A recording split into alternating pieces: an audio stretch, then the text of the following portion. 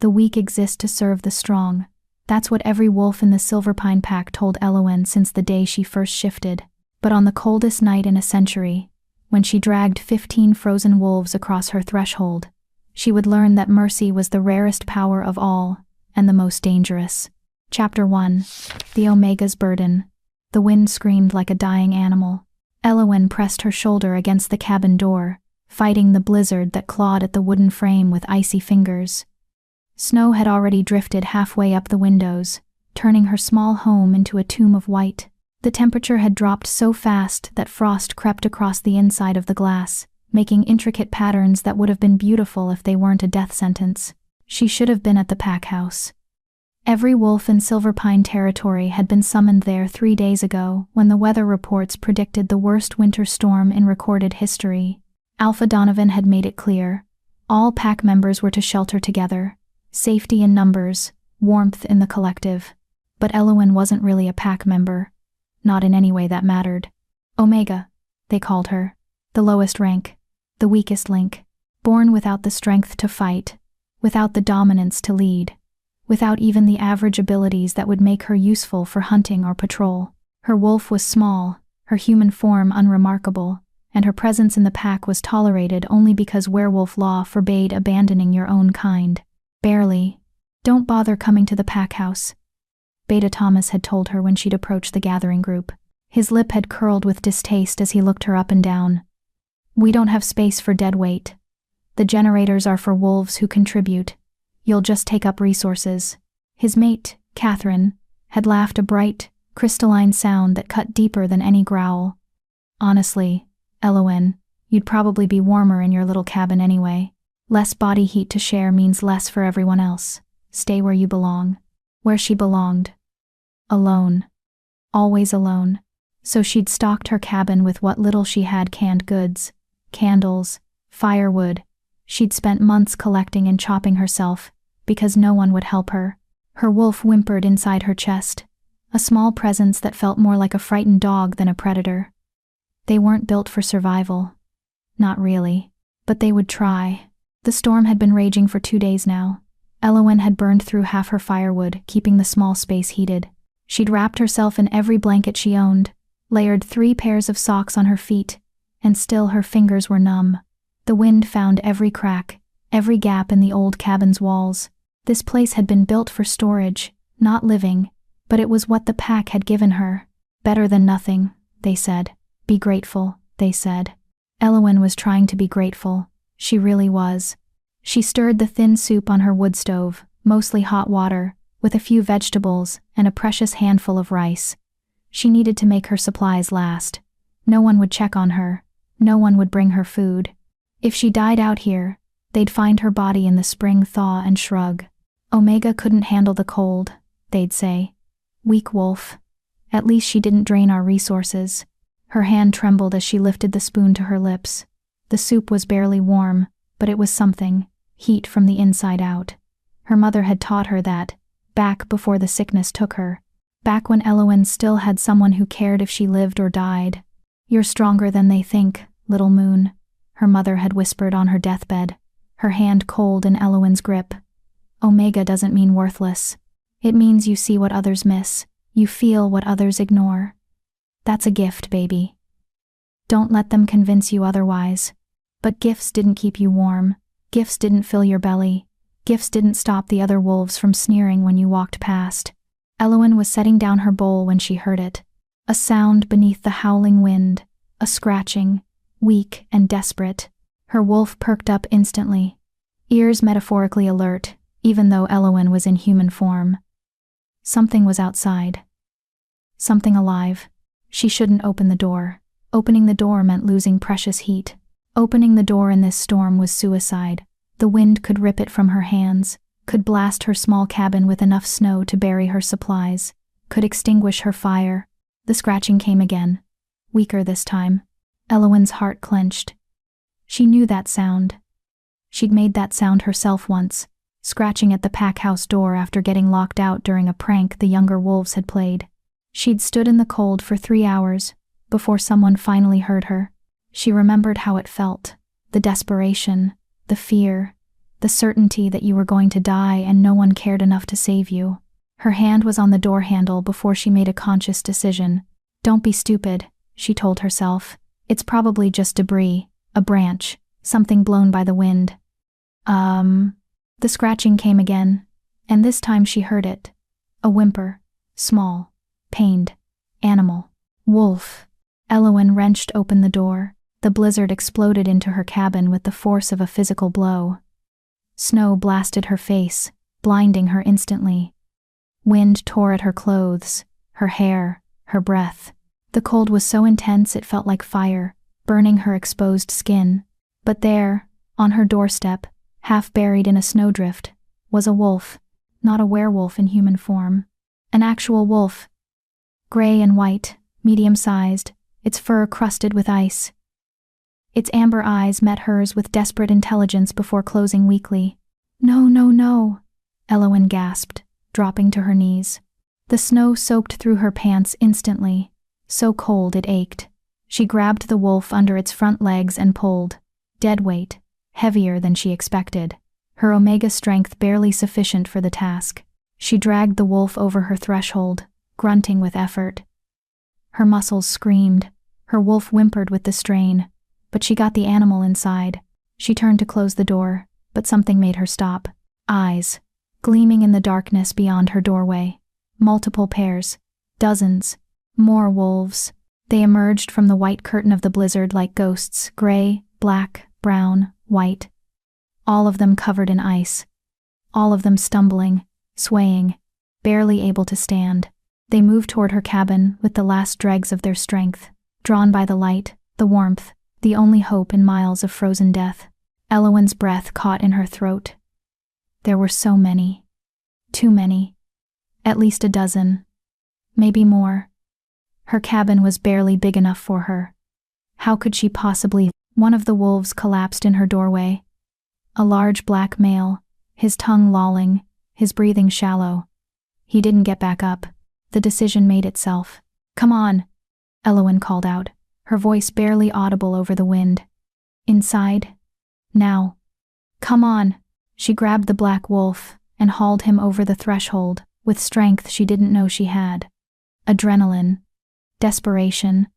The same thing that let mothers lift cars off their children. She wasn't going to let them die. She couldn't. The wolves came. One by one, they stumbled through her door. She counted them as they entered, her heart pounding. 3, 5, 8, 11. They collapsed on her floor, on her bed, against her walls. Great heaps of frozen fur and ice. Some were smaller, some were massive. One brown male was easily twice her size, his paws as big as her hands. 14, 15 wolves packed into a cabin meant for one person. Elowen slammed the door shut and threw her weight against it, forcing it closed against the wind.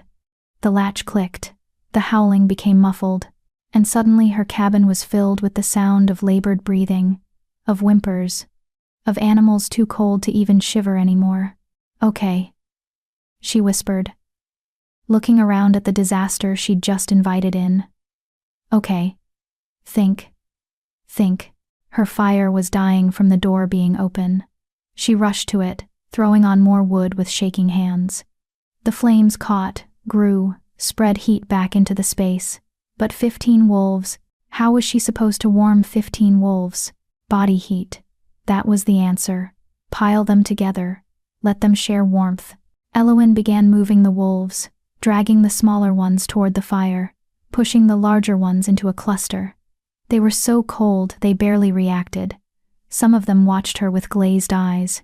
Others had their eyes closed entirely. One small gray female wasn't breathing right short, gasping breaths that made Elowen's chest tighten with fear. She worked for what felt like hours, but was probably only 20 minutes. She arranged the wolves in a semicircle around her fire, layered them on top of each other like puzzle pieces, threw every blanket she owned over the pile. She heated water on her stove and dribbled it into their mouths when they'd open them. Most were too weak to drink, but a few managed a few laps. The large black male she'd dragged in first was the worst.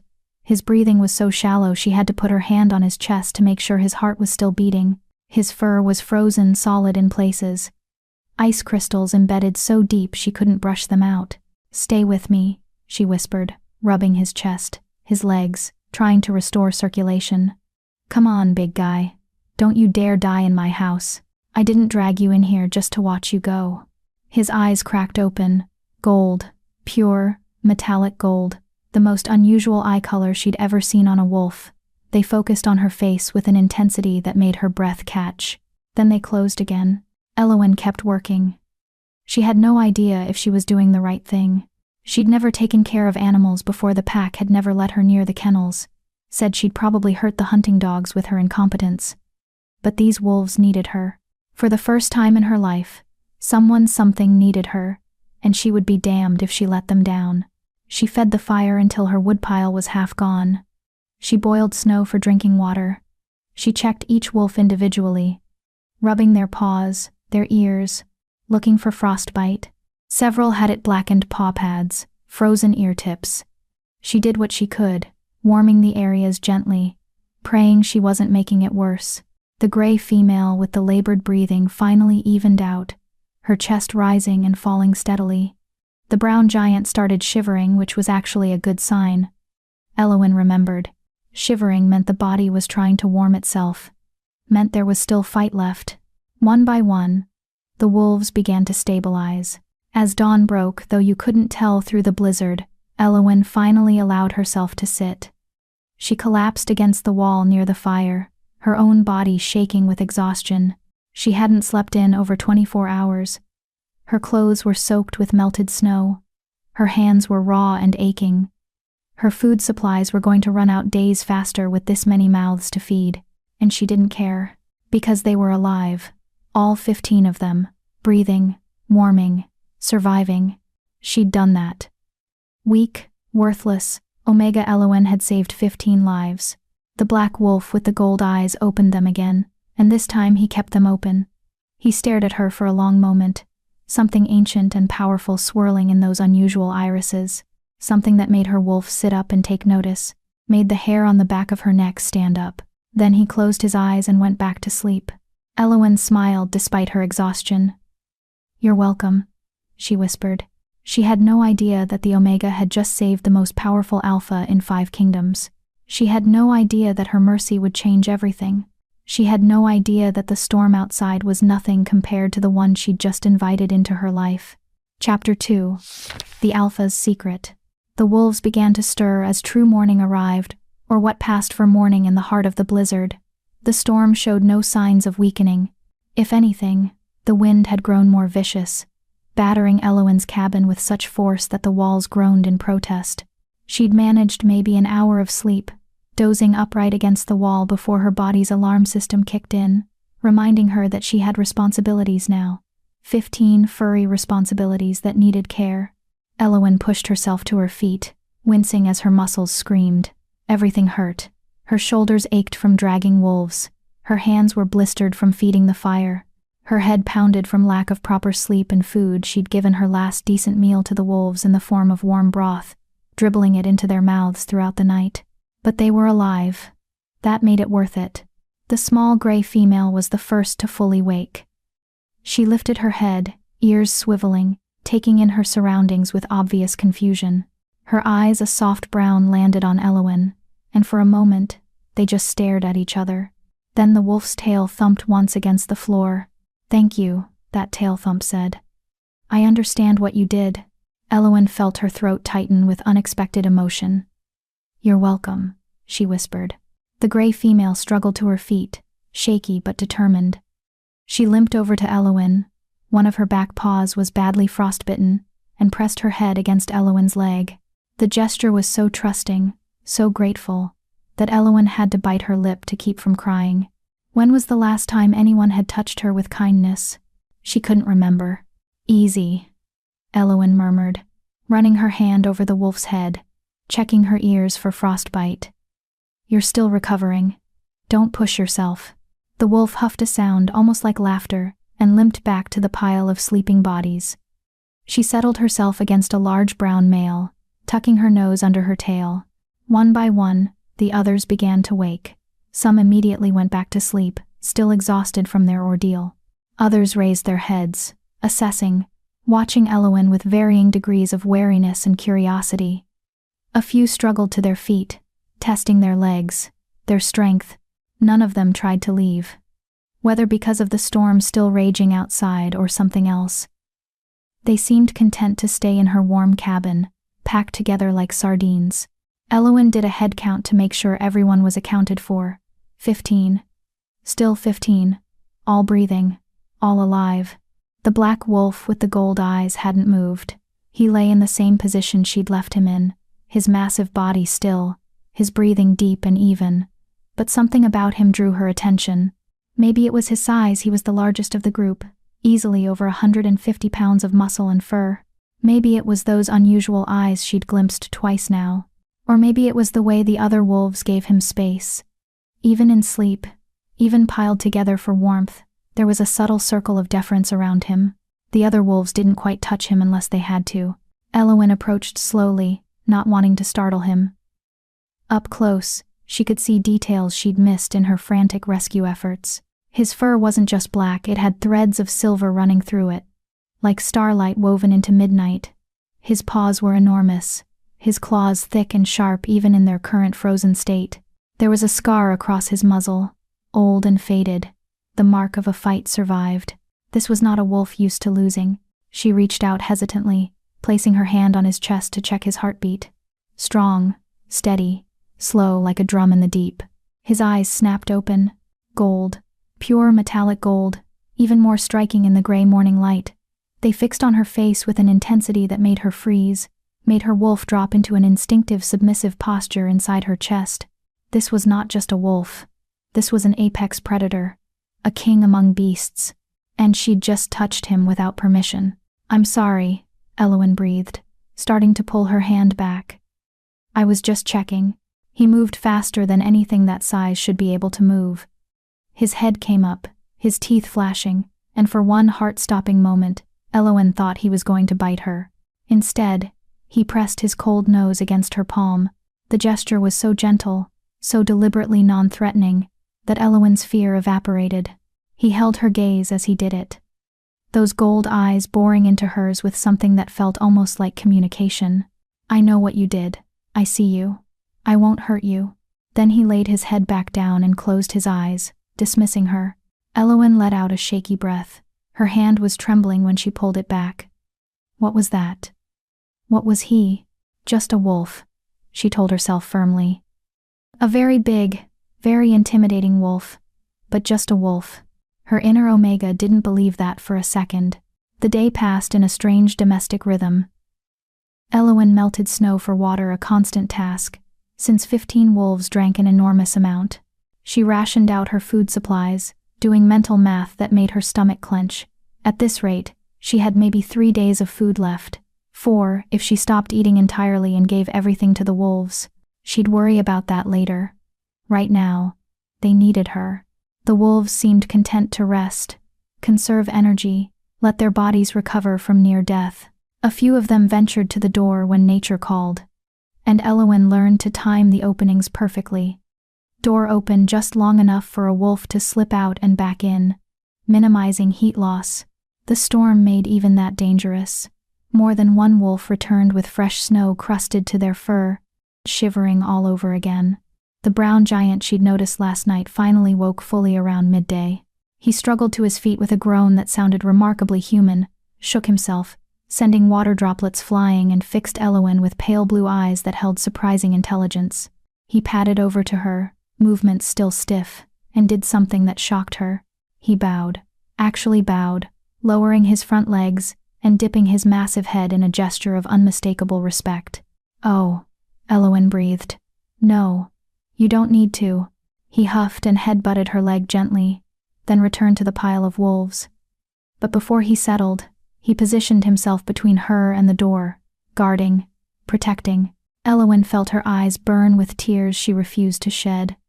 These wolves, these wild animals, were showing her more respect and gratitude than her own pack had in 23 years. By late afternoon, the cabin had settled into an almost comfortable warmth. 15 wolves generated a lot of body heat when clustered together. Elowen had stopped feeding the fire as aggressively, letting it burn lower to conserve her dwindling wood supply. She was checking the frostbite on a young tangent-colored wolf's ears when she felt it. A shift in the air. A change in pressure. Like the moment before lightning strikes, every wolf in the cabin raised their heads simultaneously, ears perked, attention fixed on the black wolf with gold eyes. He was waking up.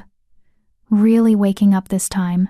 He rose to his feet in one fluid motion, no stiffness, no hesitation. The picture of predatory grace. And as he stood to his full height, Elowen realized she'd underestimated his size. He wasn't just large, he was massive. His shoulder came up to her waist. His head would reach her chest if he stood on his hind legs. And every single wolf in the cabin dropped into a submissive posture, heads down, ears back, tails tucked. Even the brown giant who'd bowed to her earlier was practically pressing his belly to the floor. Elowen's breath caught. Oh no, this wasn't just a wolf. This was an alpha.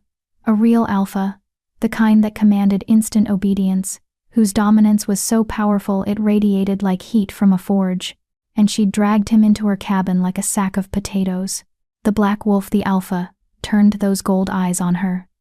He stared for a long moment, his gaze roving over her face, her body, the cabin around them, the other wolves. Assessing, calculating, understanding. Then he walked toward her. Elowen's wolf screamed at her to submit, to lower her eyes, to show her belly, to acknowledge his superiority. Every instinct bred into her over millennia of wolf hierarchy demanded she prostrate herself before this creature. But she'd saved his life. She'd saved all their lives, and damn it, this was her cabin. So Elowen stood her ground. "You're awake," she said, proud that her voice only shook a little. "That's good. You were in bad shape last night. How do you feel?" The alpha stopped directly in front of her. So close she could feel the heat coming off his body, could smell the wild scent of him, pine and snow, and something else. Something that made her wolf whimper with confused longing. He tilted his head, studying her with an expression that was far too human for a wolf's face. Then he did something that made her heart stop. He shifted. The transformation was instantaneous. One moment, a massive black wolf. The next, a naked man kneeling on her cabin floor. And not just any man. He was beautiful in a way that hurt to look at. Tall, at least 6.5 feet, broad-shouldered and heavily muscled like a warrior. His skin was tan, his hair black as midnight and just as wild, falling past his shoulders. And his eyes, those impossible gold eyes, were even more striking in a human face. But it was the power rolling off him that made Elowen's knees weak. This was dominance incarnated. This was an alpha, in the truest, most primal sense. This was a king. "You," he said, his voice deep and rough from disuse, "are either the bravest Omega I've ever met, or the most foolish." Behind him, the other wolves began to shift too. One by one, naked men and women appeared where wolves had been. All of them averting their eyes from the black-haired man. All of them radiating submission. Werewolves. They were all werewolves. And Elowen had just let 15 strange werewolves into her home. She started, but her voice failed her. The man rose to his full height, towering over her. He took a step closer, and Elowen's back hit the wall. She was trapped between wood and alpha. Between safety and a predator who could kill her with one hand. "What's your name?" he asked softly, dangerously. "Elowen," she whispered. "Elowen Thornheart. Of the Silver Pine Pack." Something flickered across his face. Surprise, then something darker. "Silver Pine," he repeated slowly. "Alpha Donovan's territory." She nodded, not trusting her voice. "And where is your pack, little Omega? Why are you alone in this storm?" The question was casual. The tone was not. There was steel beneath silk, threat beneath courtesy. Elowen lifted her chin, drawing on reserves of courage she didn't know she possessed. "They didn't want me at the pack house. Said I'd be a drain on resources. So I stayed here." Silence, heavy and suffocating. Then, "They left you to die." It wasn't a question. "I'm used to it," Elowen said, and hated how small her voice sounded. The alpha's eyes flashed with something that might have been rage. His jaw clenched. The other werewolves in the cabin shifted nervously, feeling their leader's anger like a physical force. "You saved us," he said finally. 15 werewolves at great risk to yourself. You shared your food, your fire, your shelter. You asked for nothing in return. You needed help, Elowen said simply. I couldn't let you die. Even knowing what we were? Even knowing the danger? I didn't know what you were until 30 seconds ago, she admitted. I just knew you were freezing. The alpha stared at her for a long moment. Then, impossibly, he smiled. It was small, barely a curve of his lips, but it transformed his face from terrifying to devastating. My name, he said, is Kale Stormborn, Alpha King of the Northern Territories, Lord of the 5 Kingdoms, Commander of the Royal Guard. Elowen's heart stopped. Alpha King. The Alpha King. The most powerful werewolf in the known world. The ruler of territories that spanned thousands of miles. The wolf that other alphas bowed to. She'd dragged the Alpha King across her threshold and made him drink broth from a chipped bowl. Oh, goddess, she breathed. Oh, goddess, I'm so sorry. I didn't know. I never would have. Never would have what? Kale interrupted gently. Saved my life? Saved the lives of my royal guard? He gestured to the other werewolves, who were watching the exchange with expressions ranging from awe to amusement, because that's what you did. Elowen Thornheart, you saved the king and his most trusted warriors, without hesitation, without expectation of reward. I just did what anyone would do, she stammered. No. His voice was firm.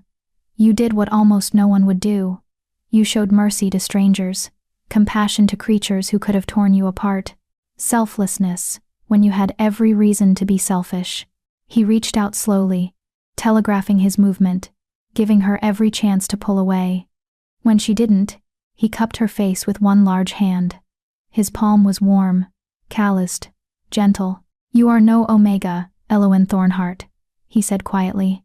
You are a queen who doesn't know her own worth. Elowen's world tilted, and outside, the storm began to scream. Chapter 3. The King's Decree. Elowen couldn't breathe, couldn't think. The Alpha King's hand on her face felt like a brand, marking her, claiming her in some way she didn't understand. His gold eyes held hers with an intensity that made her wolf roll over in complete submission, but also something else. Something that felt like recognition. Your Majesty. One of the other werewolves spoke up, a woman with auburn hair and sharp green eyes. We need to assess our situation. The storm. Our location. Communication with the capital. Kale's hand dropped from Elowen's face, and she immediately felt the loss of his warmth. He turned to address his guard, and the shift in his demeanor was instantaneous. Gone was the gentle male who'd called her a queen. In his place stood a commander, a ruler, every inch of him radiating authority. Report Valencia, he ordered. The auburn-haired woman Valencia straightened. Like all of them, she was naked, but she wore her nudity with the casual confidence of a warrior who'd shifted 1,000 times. We were 3 hours into our patrol of the northern border when the storm hit. Visibility dropped to 0 within minutes. We tried to make it back to the forward outpost, but the temperature fell so fast that several of our wolves began showing signs of hypothermia. I ordered us to find shelter, the brown giant added. He had a deep, rumbling voice that matched his size. We tracked a smoke scent, her fire, but by the time we reached the cabin, we were all past the point of shifting back. The cold had locked us in wolf form. Kale nodded grimly. If we'd tried to shift, we would have died instantly. Human form has no defense against that kind of cold. His gaze flicked to Elowen. You saved us from a choice between freezing as wolves or dying as humans. I didn't know you had a choice, Elowen admitted. I just saw wolves who needed help. Which brings us to our current predicament, Valencia said, her tone all business. We're stranded in Omega territory, no offense, she added quickly, glancing at Elowen. None taken, Elowen murmured. She was used to worse. We have no way to contact the capital. The storm has knocked out all communications. No one knows where we are. And once the storm clears, we'll be at least 2 days' travel from the nearest royal outpost. Valencia crossed her arms. And we're completely dependent on the hospitality of a lone Omega who has every reason to hate alphas. The words hung in the air like an accusation. Kale's expression darkened. Explain. Valencia hesitated, glancing at Elowen uncertainly. Your Majesty, perhaps we should discuss this. Explain, Kale repeated, his voice dropping to a dangerous rumble that made every wolf in the cabin flinch. Why would Elowen have reason to hate alphas? Because we treat Omegas like garbage, a younger male spoke up. He had sandy, blonde hair and blue eyes that held genuine remorse. The hierarchy system. Omegas are at the bottom. They get the worst jobs, the worst housing, the worst treatment, and their own packs. He stopped, looking at Elowen with something like pity. Their own packs abandon them first when resources are scarce, like leaving them to die in a blizzard. The small gray female added quietly. She'd shifted into a petite woman with silver blonde hair and those same soft brown eyes. While the rest of the pack shelters together in warmth and safety. Kale's jaw clenched so hard Elowen heard his teeth grind. Is this true? He turned to her, those gold eyes blazing. Did Alpha Donovan knowingly leave you to die? Elowen wanted to lie, wanted to make excuses, wanted to protect her Alpha because that's what Omegas did. They protected the pack, even when the pack didn't protect them. But she was so tired of lying. Yes, she said simply. Beta Thomas told me not to come to the pack house, said I'd be a waste of resources. I'm only alive right now because I'm too stubborn to die when I'm told to. The temperature in the cabin seemed to drop despite the fire. Kale's power filled the space like a living thing, pressing against Elowen's skin, making her wolf cower. But it wasn't directed at her. It was rage, pure and primal, held under iron control. I see, he said softly, too softly. And how long have you been Omega, Elowen? Since I first shifted. 14 years. 14 years of this treatment. She nodded. 14 years of being treated as less than, as disposable, as unworthy. Each word was precise, clipped, and yet, when you found 15 dying wolves on your doorstep, wolves, who could have been from the pack that abandoned you, who could have been alphas coming to mock you, you saved us anyway. They needed help, Elowen repeated. Because what else could she say? It was the truth. The only truth that mattered. Kale stared at her for a long moment, then he turned to his guard. Clothes. Now. We're not having this conversation naked. That broke some of the tension. Several of the wolves actually smiled, and the blonde male who Elowen was starting to realize was younger than the others. Maybe early 20s, laughed outright. Your Majesty, in case you haven't noticed, we lost everything in the storm, Valencia pointed out dryly. Unless our host has 15 sets of spare clothes lying around, we're out of luck. All eyes turned to Elowen. She felt her face heat. I have some clothes. They won't fit most of you, but... She moved to her tiny closet, painfully aware of how shabby her possessions must look to royalty. She pulled out everything she had, a few oversized shirts her mother had left behind, some threadbare blankets that could work as wraps, a pair of men's work pants she'd found at a second-hand market. It wasn't much. It wasn't nearly enough. I'm sorry, she said quietly. This is all I have. The small gray female, now a petite blonde, approached gently. May I? She gestured to a blanket. Elowen nodded, and watched as the woman expertly wrapped it around herself, toga style, securing it with a knot at her shoulder. My name is Lyra, she said with a warm smile, and this is perfect. Thank you. The others followed suit, making do with what little Elowen could offer. The men ended up with blankets around their waists like kilts. The women created various wrap dresses. Only Kyle refused the offered clothing, standing in the center of the cabin in all his naked glory like some ancient god of war. Your Majesty, Valencia said pointedly. Clothes. I'm fine, Kale replied, his attention still fixed on Elowen. I want to discuss something more important than modesty. Oh, this should be good, the brown giant muttered. He'd introduced himself as Garrett, captain of the Royal Guard. I know that tone. That's your I'm about to do something crazy tone. It's not crazy, Kale said mildly. It's justice. He moved toward Elowen again, and she fought the urge to back away. He stopped just within arm's reach, close enough that she had to tilt her head back to maintain eye contact, close enough that his power washed over her like waves. "Elowen Thornheart," he said formally, "you saved my life. You saved the lives of my 15 royal guards. By the old laws, by the ancient codes that govern our kind, this creates a life debt. Do you know what that means?" She shook her head, not trusting her voice. "It means I owe you a boon, anything within my power to grant. Wealth, land, title, protection, name it, and it's yours." Elowen's mind went blank. Anything at all? She could ask for money, enough to leave Silverpine, to start over somewhere far away where no one knew she was Omega. She could ask for a home, a real home with strong walls and a proper bed. She could ask for, "I don't want anything," she heard herself say. Kale's eyebrows rose. "Nothing? You don't owe me anything. I just did what was right." "Which is precisely why you deserve to be rewarded," he countered. "Elowen, be reasonable. You have nothing. Your pack has cast you out in all but name. You're surviving on scraps in a cabin that's barely standing. Let me help you."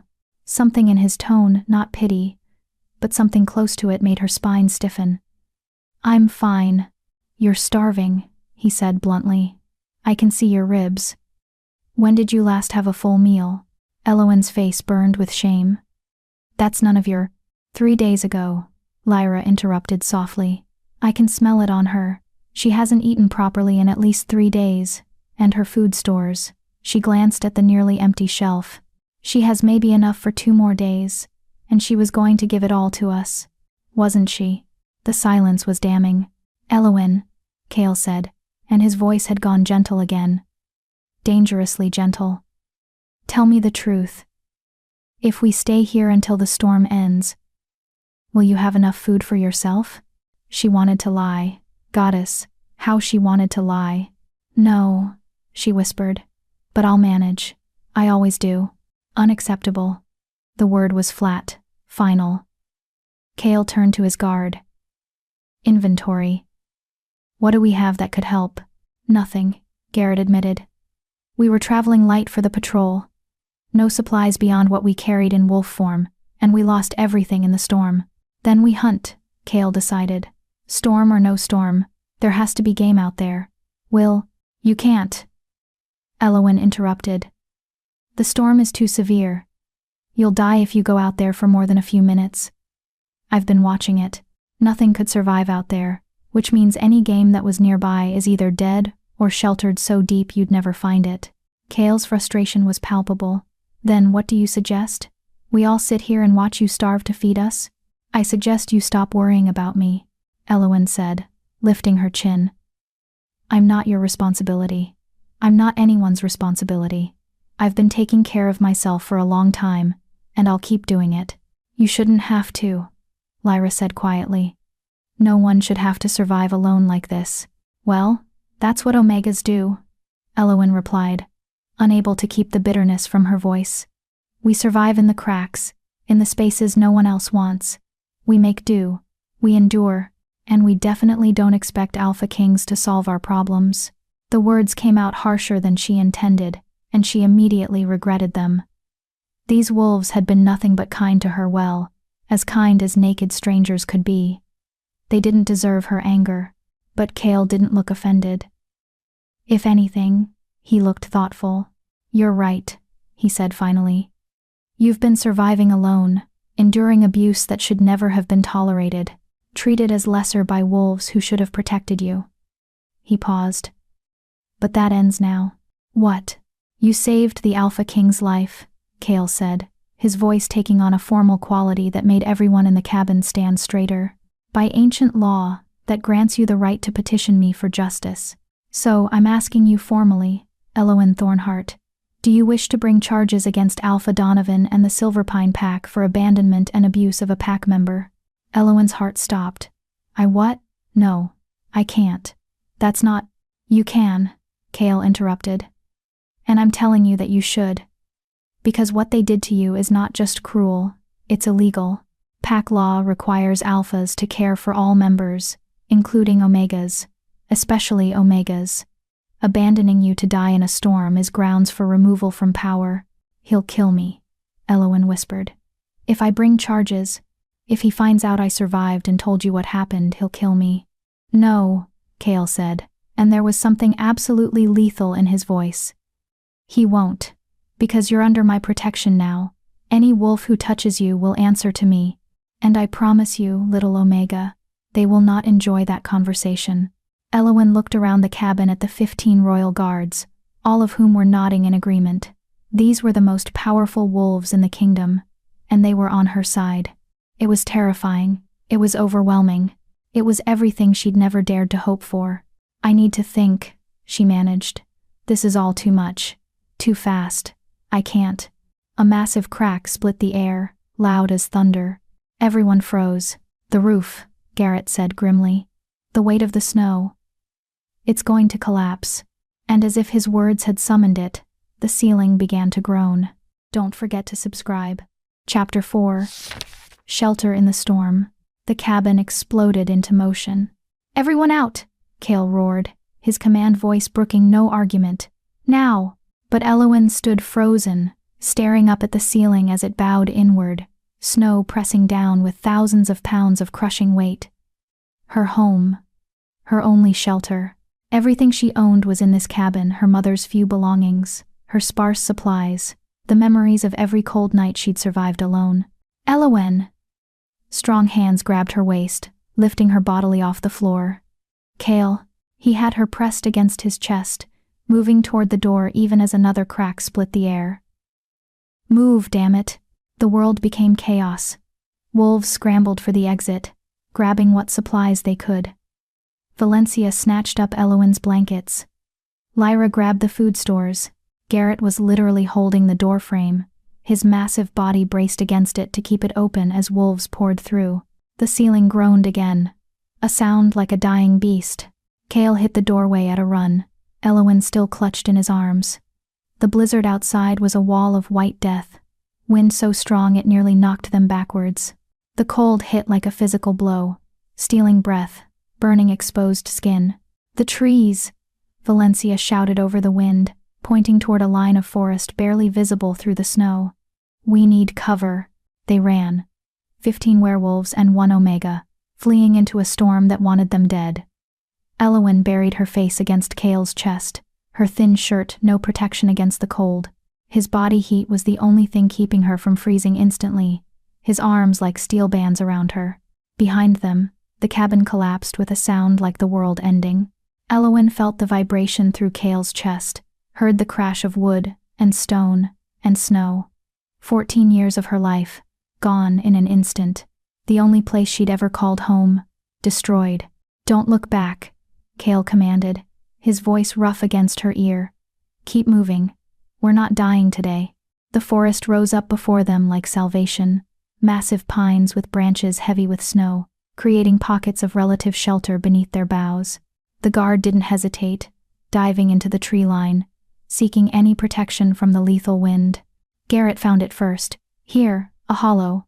They converged on his position, a depression in the ground where several fallen trees had created a natural shelter, their trunks forming walls and their branches overhead providing a crude roof. It wasn't much. It was barely anything. But it was better than the open storm. The wolves piled in, pressing together for warmth. Kale set Elowen down carefully in the center of the hollow, immediately positioning himself between her and the worst of the wind. The others formed a circle around them, creating a living windbreak with their bodies. Everyone accounted for? Kale demanded, doing a quick head count. All present, Valencia confirmed, though her lips were already turning blue. But we won't last long like this. The cold. We shift, Garrett interrupted. Fur is better insulation than human skin. We shift and pile up like we did in the cabin. The Omega can't shift with us, Lyra pointed out, her teeth chattering. She'll be crushed in the middle, and she needs the warmth most. She's not built for this cold. Then we shift around her, Kale decided. Create a den. She stays human in the center. We provide the heat and protection.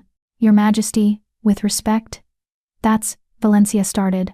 Not a debate, Kale cut her off. His gold eyes swept the group, fierce and unyielding. "We survived because of her. We will not let her die because of us. Shift. Now." "That's an order." The transformation rippled through the group.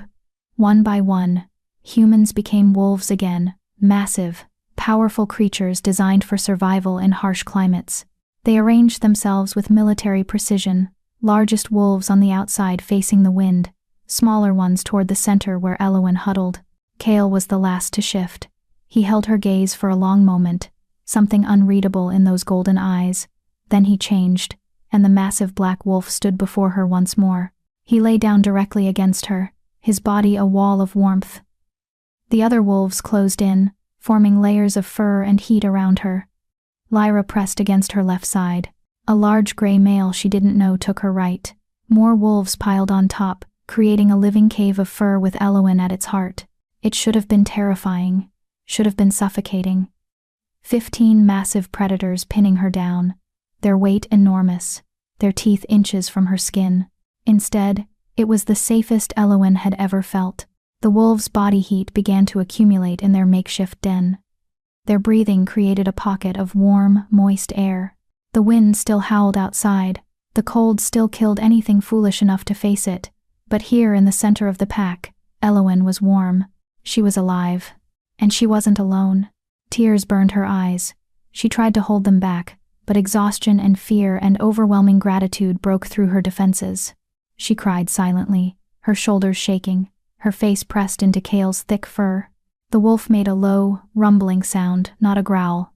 Something gentler, comforting. His massive head turned, and he nuzzled her face with his muzzle, licking away her tears with a warm tongue. "I'm sorry," she whispered. "I'm sorry I lost your shelter. I'm sorry I couldn't keep you safe. I'm sorry." Kale huffed a sound of clear disagreement and nuzzled her again. Around them, the other wolves made similar sounds. Reassurance. Comfort. Pack noises. Elowen realized with a start. They were treating her like pack. "Rest," a voice said. Elowen's eyes snapped open in shock. The voice had been in her head, warm and deep, and unmistakably Kale's. "You've done enough, brave Omega. Let us protect you for a while." "How?" she started. "Alpha privilege," he replied, amusement coloring his mental tone. "I can speak mind to mind with any wolf in my presence. Now stop thinking and sleep. You're exhausted, and we have a long wait ahead of us. The storm will end when it ends. We'll survive it together, I promise." Elowen wanted to argue, wanted to stay vigilant, to watch for dangers, to keep herself separate and safe the way she'd learned to do.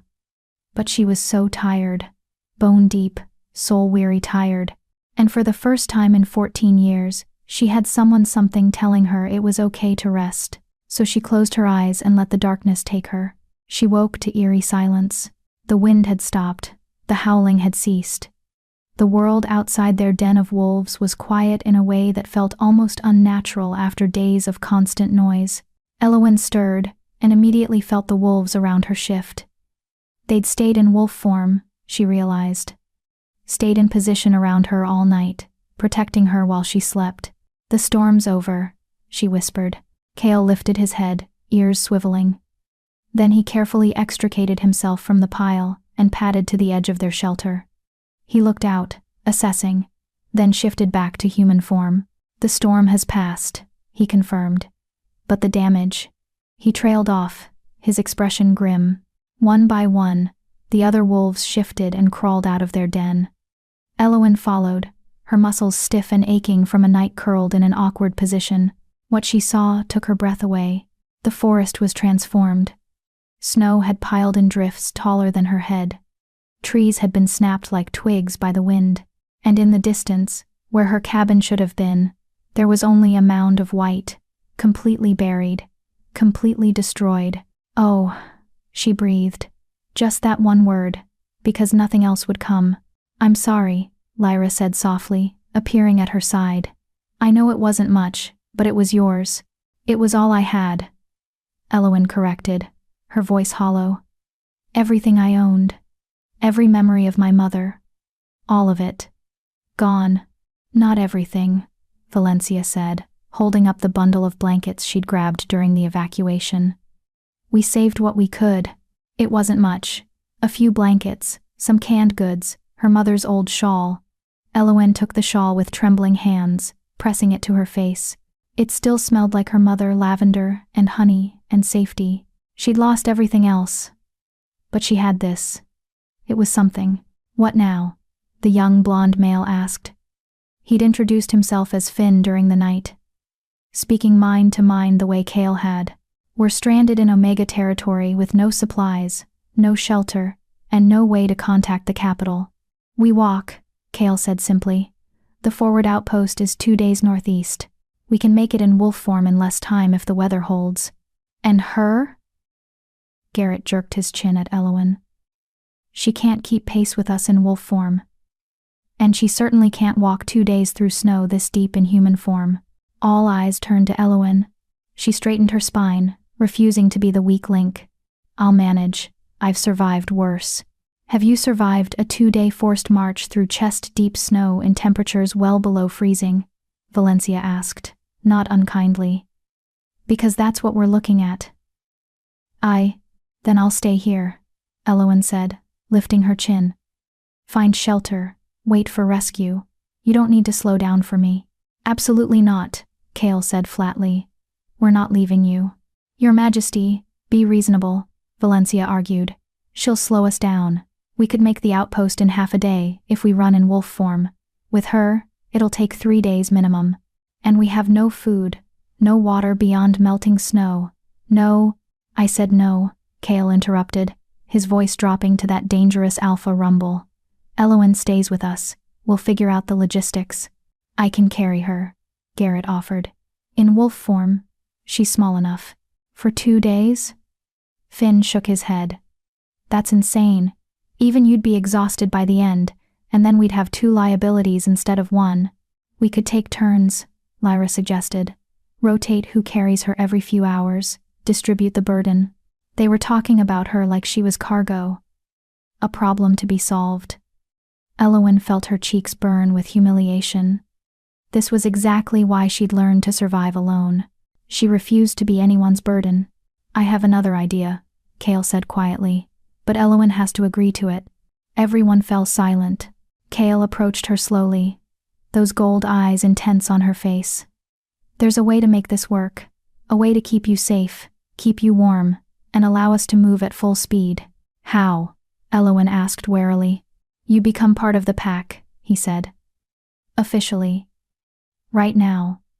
I perform a temporary pack bond. It'll link you to us, let you shift with our protection, let you draw on our strength. You'll be able to keep pace with us in wolf form because you'll have alpha-level power backing you. Elowen's mouth fell open. That's not possible. Omegas can't bond to alpha packs. The power differential is exactly why it would work, Kale interrupted. My power would stabilize yours, give you what you need to survive. But it comes with a cost. What cost? His gaze was steady, unflinching. You'd be bound to me, to my pack. For as long as the bond holds, which could be days or weeks depending on how strong the connection becomes, you'd feel my emotions, my presence. You'd be compelled to stay close to the pack, and breaking the bond, he hesitated. Breaking it could hurt, a lot. And if I refuse, then we carry you, he said simply. And we move slowly, and we risk all our lives because I refuse to leave you behind. The choice is yours, Elowen. But I'm asking you to trust me. Trust us. Let us help you.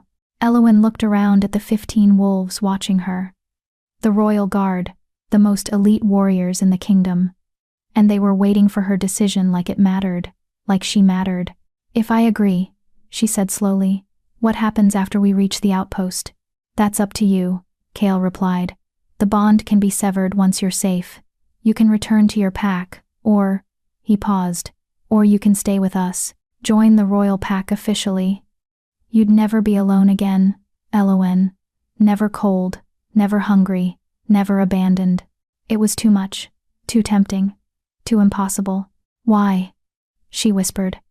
Why do you care so much about 1 Omega? Kale stepped closer, so close she could feel the heat radiating from his bare skin. He reached out slowly, cupping her face with both hands, forcing her to meet his gaze. "Because in all my years as king," he said quietly, "I've never met anyone with a heart as pure as yours. You saved us without hesitation, without expectation, without fear. You gave everything you had to strangers who could have killed you. That kind of courage, that kind of compassion that's rarer than any power, any title, any throne. And I'll be damned if I let the world break you." Elowen felt tears slip down her cheeks. "I'm scared." "I know," he said gently. "But I promise you, I will keep you safe. We all will. You just have to let us." She looked into those impossible gold eyes and saw only truth. "Okay," she breathed. "Okay, I trust you." Kale's smile was like sunrise. "Then let's begin." Chapter 5. The Bonding. Kale released her face and stepped back, his expression shifting from gentle to ceremonial. The other wolves formed a circle around them, standing at attention like guards witnessing something sacred. The morning sun broke through the dispersing storm clouds, casting golden light across the snow-covered landscape. "This is an ancient ritual," Kale explained, his voice taking on a formal cadence. "Older than the kingdoms, older than the hierarchies we've built. In the beginning, all wolves were equal alphas, betas, omegas. We survived together, or we died alone. This bond honors that truth." Elowen's heart hammered against her ribs. "What do I need to do? Give me your hands." She extended them, trembling slightly. Kale took them in his palms warm and rough. The contact sent a jolt through her system, not quite electric, but something deeper. "Recognition," her wolf whispered. "Destiny." "Elowen Thornheart," Kale began, his gold eyes locked on hers. "Do you willingly accept this bond? Do you offer your trust to this pack? Your strength to our cause? Your heart to our protection?" The words felt heavy with power, with meaning that went beyond their surface. This wasn't just about survival, this was about belonging, about choosing to be part of something greater than herself. "I do," she whispered. "Do you swear to honor the pack, to stand with us in darkness and light, to share in our burdens as we share in yours?" "I do." Kale's grip tightened on her hands. "Then by the power vested in me as Alpha King, by the ancient laws that bind our kind, I claim you as pack. I offer you my strength, my protection, my loyalty. What threatens you threatens me. What hurts you hurts me. We are bound, from this moment forward, until death or choice parts us." The last word barely left his lips before the world exploded. Power slammed into Elowen like a tidal wave. Not her power, his. Alpha strength, raw and overwhelming, pouring into her system through their joined hands. She gasped, her knees buckling, but Kale held her upright. His eyes blazed pure gold, no white visible, no pupil, just molten power. "Don't fight it," he commanded, his voice echoing with alpha compulsion. "Let it in. Let it change you." Elowen had no choice. The power flooded through her veins like liquid fire, burning away everything weak, everything broken. Her wolf, small and timid and cowering, suddenly roared to life, growing, strengthening, fed by alpha magic until she was no longer a frightened shadow but something magnificent. She felt the others too. 15 distinct presences blooming in her mind like stars. Valencia's sharp intelligence, Garrett's steady strength, Lyra's gentle warmth, Finn's playful energy. Each member of the royal guard became a point of light in her consciousness, connected by threads of pack bond. And at the center of it all was Kale, blazing like the sun. His presence in her mind was enormous, overwhelming, all-consuming. She felt his power, yes, but also his emotions, his fierce protectiveness, his unexpected tenderness, his absolute certainty that she was worth saving. It was too much, too intense. Elowen felt herself fracturing under the weight of it all. "Stay with me," Kale's voice, both out loud and in her mind. "You can handle this. You're stronger than you know." "I can't," she gasped. "You can. You already have. You survived 14 years alone. You saved 16 lives without hesitation. You faced down an Alpha King with courage. This power doesn't make you strong, Elowen. It just reveals what was always there." His words anchored her. gave her something to hold on to as the transformation completed. The fire in her veins began to cool, settling into a steady warmth. The presences in her mind shifted from overwhelming to comfortable, and her wolf goddess, her wolf, stood tall and proud for the first time in her life. Elowen opened eyes she didn't remember closing. Kale was smiling at her, his own eyes back to their normal gold. "Welcome to the pack, Elowen." She tried to respond, but her voice came out as a sob. The emotion was too much joy and relief and belonging all tangled together. She'd spent 14 years invisible, untouchable, alone, and now she had 16 wolves in her head, their warmth and acceptance washing over her like a benediction. "I know," Kale said softly, pulling her into an embrace.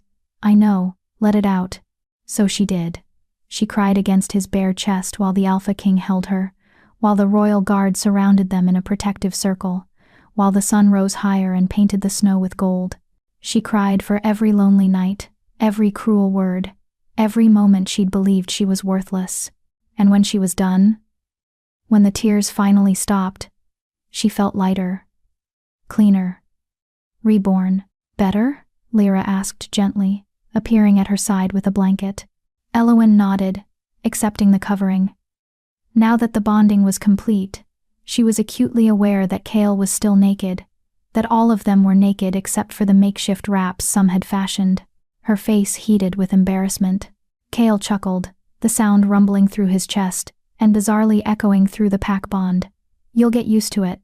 Werewolves aren't modest creatures. We shift too often to care about nudity." "Still," Valencia said dryly, "we should probably figure out the clothing situation before we start our journey. I'd rather not arrive at the forward outpost with the Alpha King in all his glory. The soldiers will never let him live it down." That got laughs from the group, breaking the emotional tension. "Priorities," Kale agreed, releasing Elowen and turning to address his guard. "We need to assess our resources, plan our route, and determine our best speed. Garrett, what's your read on the weather?" The big man tilted his head back, sniffing the air. "Cold but clear. No more storms on the horizon. At least not for the next few days. But the snow is deep 4 feet in some places, deeper in the drifts. Traveling in human form would be suicide." "Wolf form it is then," Kale decided. "Elowen, how do you feel? Can you shift?" She blinked, startled. She hadn't even thought about shifting. The transformation had always been painful for her, difficult, something she avoided unless absolutely necessary. But now, with the pack bond humming in her veins, "I think so," she said slowly. "It feels different. Easier." "Try it," Kale encouraged.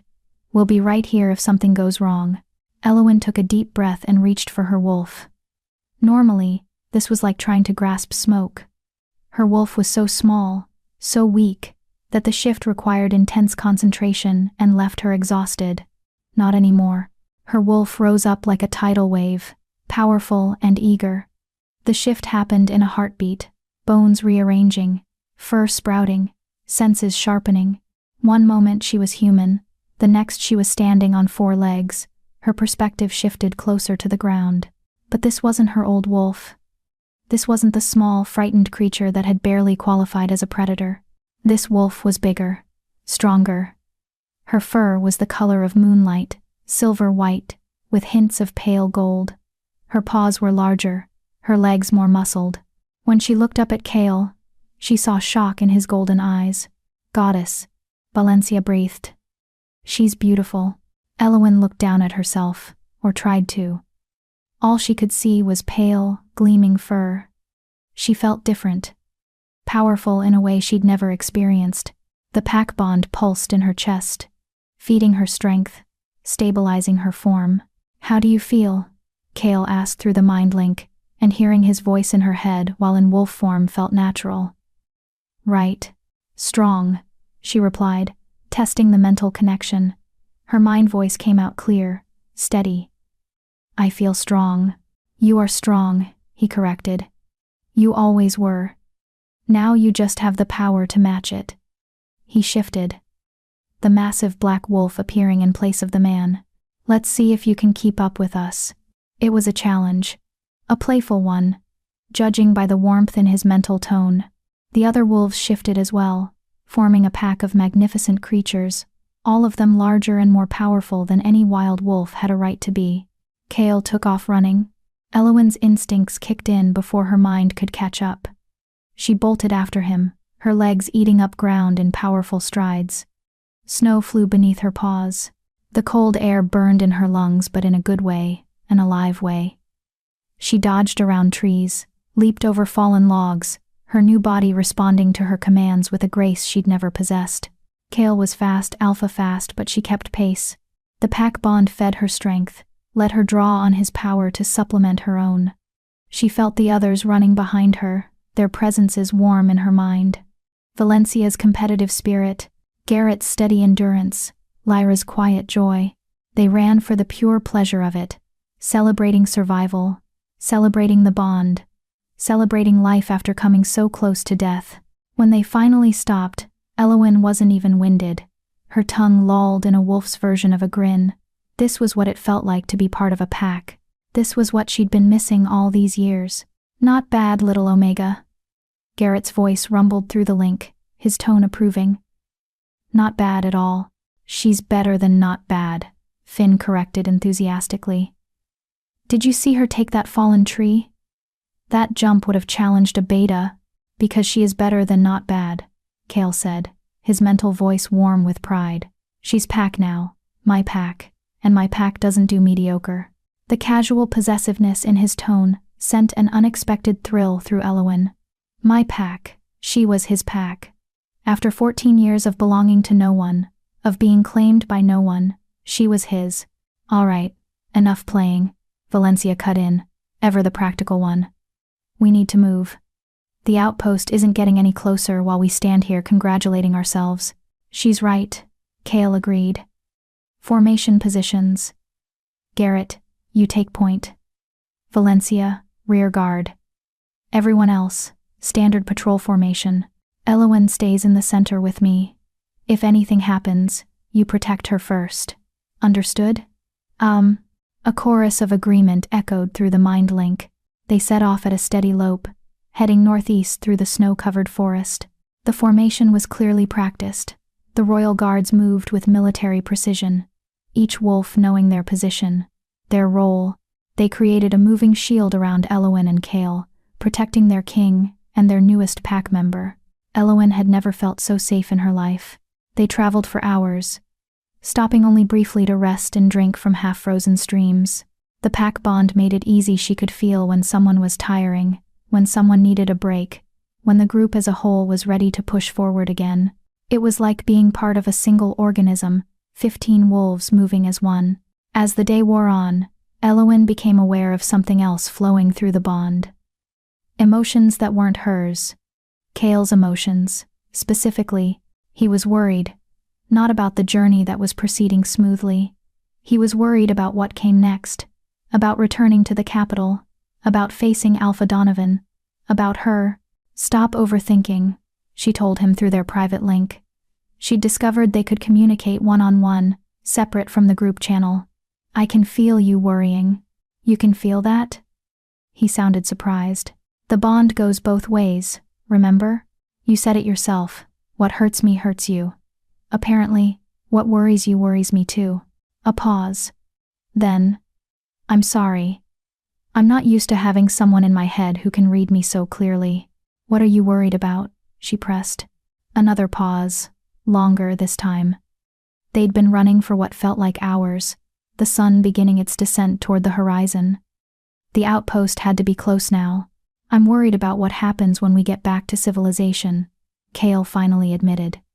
When the other packs find out I've bonded an Omega from Silverpine, when Donovan realizes you're not dead, when the council questions my decision to grant you pack status. You're worried you made a mistake, Elowen interpreted, her heart sinking. No, the force of his denial echoed through the bond, making several of the other wolves glance their way. No, Elowen. Bonding you was the most right thing I've done in years. I'm worried about the politics, the fallout, the enemies who'll try to use this against us. Against you, she corrected. Against us, he repeated firmly. Your pack now, my pack, which means my enemies are your enemies. And I have a lot of enemies, Elowen. More than you know. Some of them won't hesitate to hurt you to get to me. The thought should have terrified her, should have made her want to run, to break the bond, to go back to being invisible and safe. Instead, she felt anger, hot and fierce. Let them try. Kale's surprise rippled through the bond. You're not afraid? Oh, I'm terrified, she admitted. But I'm also done being treated like I'm disposable. If your enemies want to come for me, they'll find out that this Omega has teeth now. His laughter echoed through her mind, warm and genuine. You really are something special, you know that? Before she could respond, Garrett's voice cut through the pack link. Outpost ahead. Half a mile. I can see the smoke from their fires. Everyone stay alert, Kale commanded, his demeanor shifting instantly from companion to king.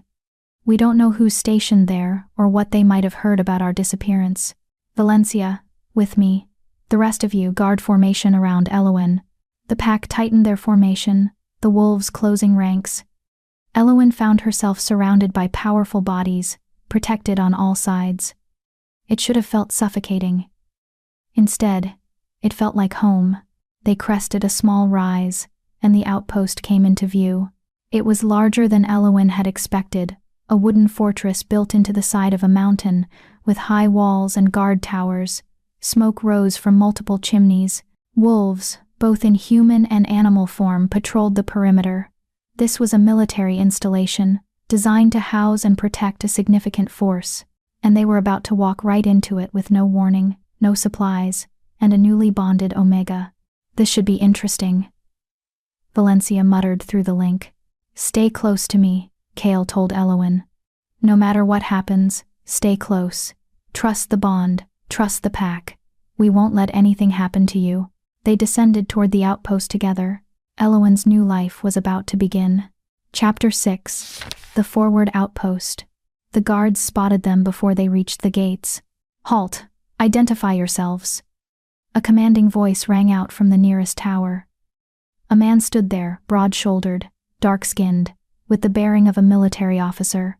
His hand rested on what looked like a crossbow, though Elowen suspected it was loaded with something more supernatural than regular bolts. Kale shifted mid-stride, his transformation so smooth it barely broke his pace.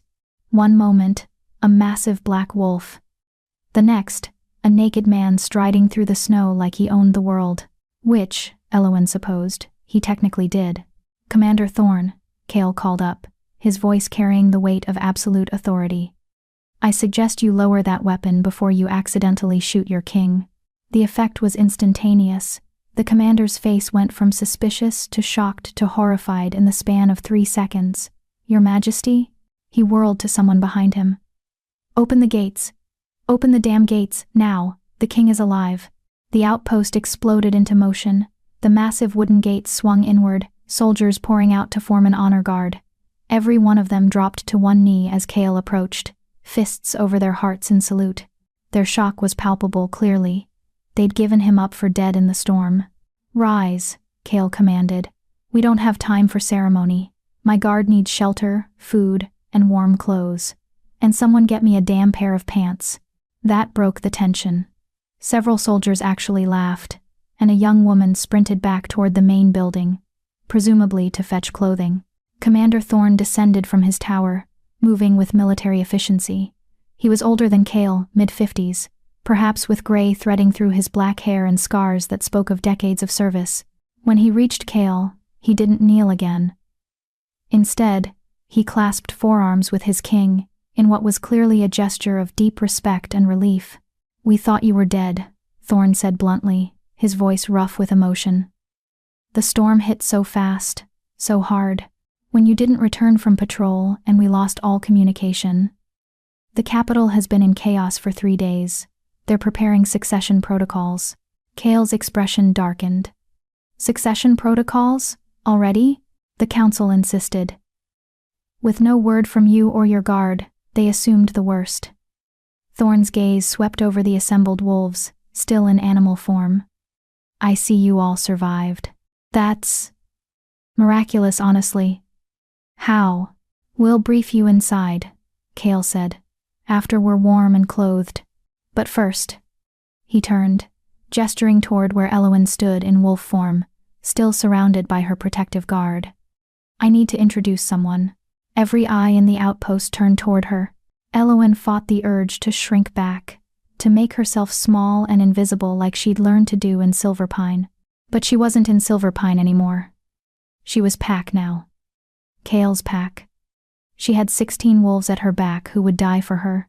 So she lifted her head and met their stares head-on. "Shift, Elowen," Kale said gently through their private link. "Let them see you. Show them the wolf who saved their king." She shifted, the transformation coming easily now. Human again, she stood in the snow wearing nothing but her mother's shawl which she clutched around herself desperately. Her long dark hair fell around her shoulders, and she could feel every soldier's gaze assessing her. Small, thin, unremarkable.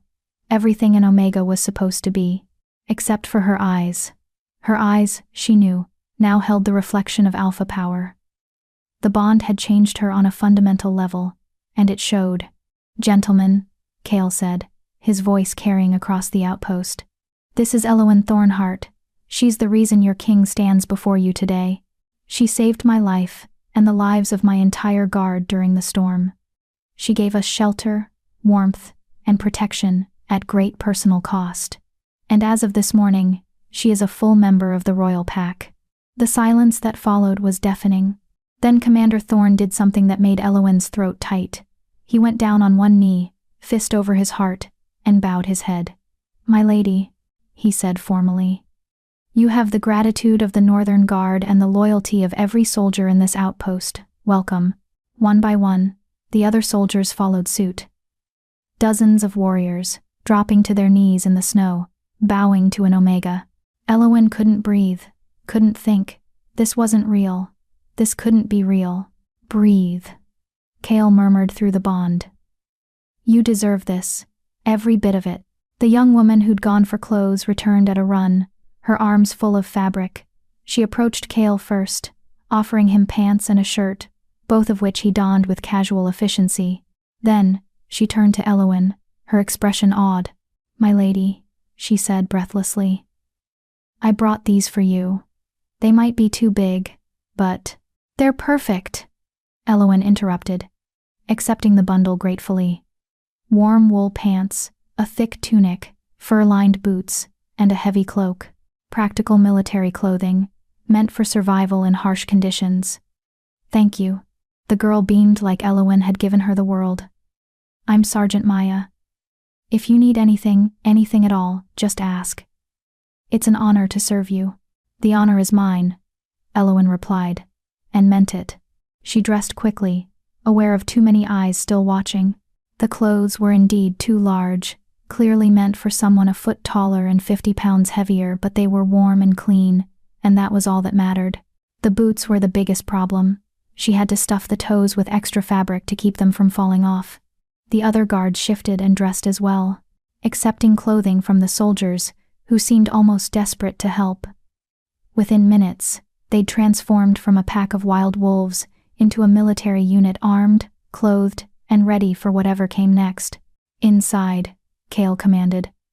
"Now, we need to contact the capital and brief Commander Thorn on everything that's happened. Elowen, you're with me." The last was said with a tone that brooked no argument. Not that Elowen had any intention of leaving his side. The outpost, while clearly loyal, was still full of strange wolves. Powerful wolves. Dominant wolves who made her instincts scream. Only the pack bond kept her steady. They moved as a unit toward the main building, a large structure that served as both headquarters and barracks. Inside, it was warm and bright, with fires burning in multiple hearths and the smell of cooking food making Elowen's stomach growl audibly. When was the last time she'd eaten? Yesterday? The day before? Everything since the storm hit was a blur. Kitchen first, Kale decided, apparently hearing her stomach through the bond. Or maybe just seeing the way her eyes tracked the smell of food. Then the briefing. "Your Majesty, the capital is waiting." Thorn started. "The capital can wait another 20 minutes, Kale interrupted firmly.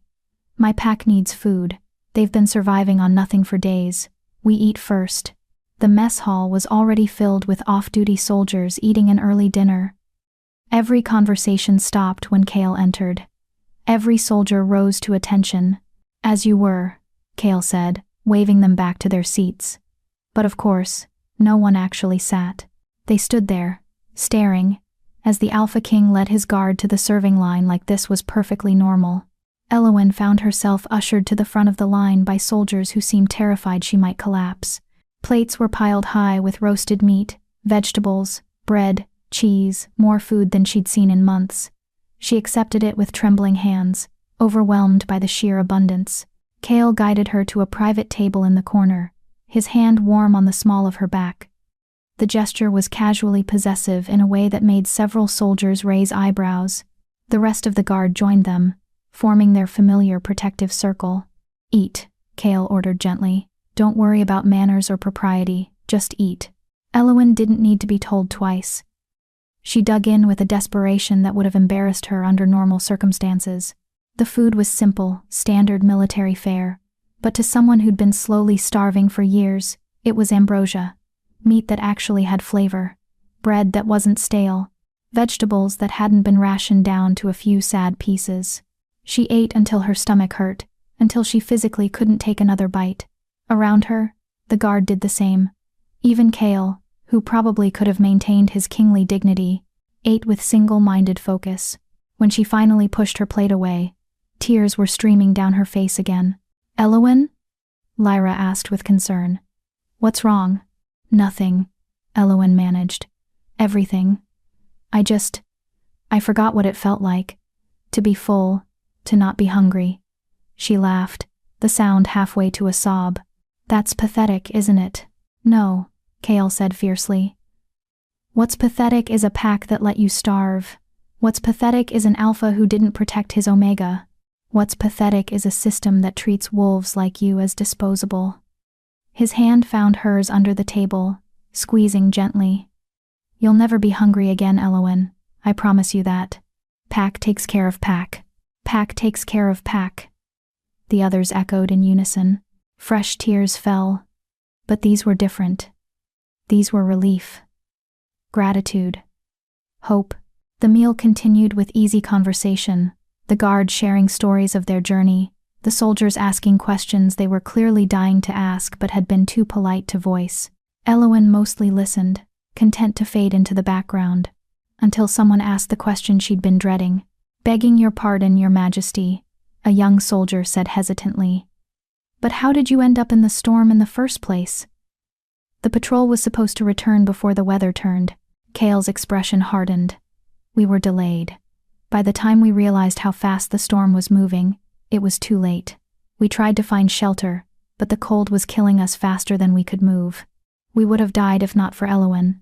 "She took you in?" Commander Thorne asked, his tone making it clear he'd already guessed there was more to the story. "She dragged us across her threshold one by one," Valencia said quietly. 15 dying wolves. She used her own supplies to warm us, fed us her own food, gave us her own shelter. And when the storm destroyed her cabin, she nearly died, because she was too busy making sure we survived first." Silence fell like a stone. "That cabin," Thorne said slowly. "Would that be the Omega dwelling on the edge of Silverpine territory?" "Yes," Eowyn confirmed, her voice small. "The one that's barely standing?" "That the Silverpine pack was supposed to repair last summer but never did because they claimed it wasn't worth the resources?" Her face burned with shame. "That's the one." Thorne's expression was murderous. "And where was the rest of Silverpine pack during the storm? At the pack house? All warm and safe, while they left you to die in a structure they knew wasn't sound?" "It's not," Eowyn started. "It's exactly what it sounds like." Kale interrupted, his voice arctic. "Alpha Donovan abandoned his Omega. Deliberately, with full knowledge that she would likely die. Which brings me to the real reason we need to contact the capital." He turned to Thorne. "I'm formally charging Alpha Donovan with violation of pack law, abandonment of a pack member, attempted negligent homicide. And I want the council convened immediately to strip him of his title." The mess hall erupted. Soldiers gasped, whispered, stared. An alpha being stripped of his title was rare. It required proof of serious crimes and a vote from the Council of Alphas. But if the Alpha King himself brought charges, Your Majesty, Thorn said carefully, that's a serious accusation. The council will demand proof. They'll have it, Kale promised darkly. Elowen is my proof. Her body tells the story of years of neglect and abuse. Her cabin, what's left of it, will show the conditions she was forced to live in. And I have 16 witnesses who will testify that she was left to die, while the rest of her pack sheltered in comfort and safety. The council won't like this, Valencia warned. Donovan has allies, powerful ones. They'll claim you're overstepping. That internal pack discipline is not the king's concern. Then they can challenge me, Kale said flatly. I'd welcome the opportunity to explain to the council exactly how I feel about alphas who abuse their authority and abandon their weakest members. In detail. With demonstrations if necessary. The threat in his voice was unmistakable. Several soldiers actually grinned apparently. The idea of their king going toe-to-toe with corrupt alphas appealed to them. Elowen, however, felt sick. This is my fault, she whispered. I'm causing problems for you already. No, Kale said immediately, turning to face her fully. This is not your fault. This is Donovan's fault for being a piss-poor alpha. This is the system's fault for allowing omegas to be treated like trash. This is the council's fault for not enforcing the laws that are supposed to protect wolves like you, but it is not, and never will be, your fault. He's right, Garrett rumbled. We've been looking for an excuse to clean house in the alpha community for years. Too many of them abuse their power, mistreat their weaker members, ignore the laws that are supposed to keep everyone safe. You're not causing problems, Elowen. You're giving us the opportunity to fix them. And if the council doesn't like it, Lyra added with a sweet smile that had steel underneath, well, they can take it up with 16 very protective royal guards who are extremely fond of their newest pack member. The others murmured agreement. And through the pack bond, Elowen felt their sincerity. They meant it. They would fight for her. Die for her, if necessary. These wolves, she'd known for barely 2 days, cared more about her well-being than the pack she'd been born into. All right, Commander Thorn said, rising to his feet. If we're going to war with the council, we'd better do it right. Let's get you to the communications room. The capital needs to know their king is alive, and Alpha Donovan needs to know his days are numbered. They moved as a group toward the communications center, a heavily fortified room in the heart of the outpost. Elowen had never seen anything like it. Crystals covered the walls, glowing with soft light. A massive table dominated the center, its surface etched with runes and symbols she didn't recognize. Magical communication array, Finn explained, seeing her confusion. Works on pack bonds and alpha power. Lets the king communicate with the capital instantly, no matter the distance. Thorn moved to the table, placing his hands on 2 of the glowing crystals. They flared brighter at his touch. Commander Thorn of Northern Outpost 9, requesting immediate connection to the capital. Priority Alpha, the king lives. The crystals pulsed, and then a voice filled the room, male, older, heavy with authority. This is Chancellor Aldrich of the Council. Commander, please repeat that last statement. The king lives, Thorn repeated clearly. Alpha King Kale Stormborn and his royal guard are alive and currently sheltered at my outpost. They survived the storm and are ready to return to the capital. A pause. Then, praise the goddess. Your Majesty, are you there? Kale stepped forward, placing his own hands on the crystals. I'm here, Aldrich, alive and well, along with my guard. I'm sure rumors of my death were greatly exaggerated. Rumors? Your Majesty, the entire kingdom has been in mourning for 3 days. We thought you were lost. The succession protocols can be reversed, Kale interrupted smoothly. I'm not dead, so there's no need for succession.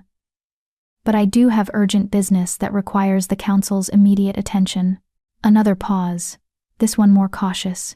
What kind of business, Your Majesty? The kind that involves stripping an alpha of his title, Kale said coldly. I'm formally charging Alpha Donovan of Silverpine with abandonment and abuse of a pack member. I have evidence, witnesses, and the victim herself. I want the council convened within 3 days to hear the charges. 1. Silence. Long and heavy. Then, Your Majesty, You understand what you're asking? Stripping an alpha's title requires— I know exactly what it requires. Cale cut him off. And I'm prepared to provide everything necessary. This isn't a request, Aldrich. It's a command. Convene the council. Now. Yes, Your Majesty, Aldrich replied, his tone carefully neutral. Will you be returning to the capital immediately? We'll leave at first light. We should arrive within 2 days if the weather holds. We'll prepare for your arrival. And— Your Majesty? It's good to have you back. It's good to be back, Cale agreed. Cale out. The crystals dimmed as the connection severed. Cale turned to Elowen, his expression gentle despite the hardness that had been in his voice moments before. Are you ready for this? Because once we reach the capital, there's no going back. You'll have to testify against Donovan. Face him in front of the council. Tell them everything he did to you. Elowen's hands were shaking. She clenched them into fists, refusing to show weakness. I'm terrified, she admitted. But yes, I'm ready. Because if I don't do this, he'll just do it to the next Omega. And the next. And the next. Someone has to stop him. Cale's smile was fierce with pride. That's my girl. My girl. The words sent warmth flooding through her chest. She was his. His pack. His to protect. His to care for. And maybe, just maybe, his to love. Chapter 7. The Journey to Reckoning. They left at dawn, just as Cale had promised. The outpost had transformed overnight into a flurry of activity. Soldiers prepared supplies for the king's journey. Food, water, clothing, weapons, everything the royal party might need for a 2-day trek through winter wilderness. Commander Thorne had insisted on sending an escort of 20 additional soldiers, but Cale had refused. We travel fast and light, he'd said. The guard is sufficient protection, and I need your soldiers here maintaining the northern border. We can't leave our defenses weakened just because I decided to go for a walk in a blizzard. Thorne had argued, but ultimately deferred to his king's judgment.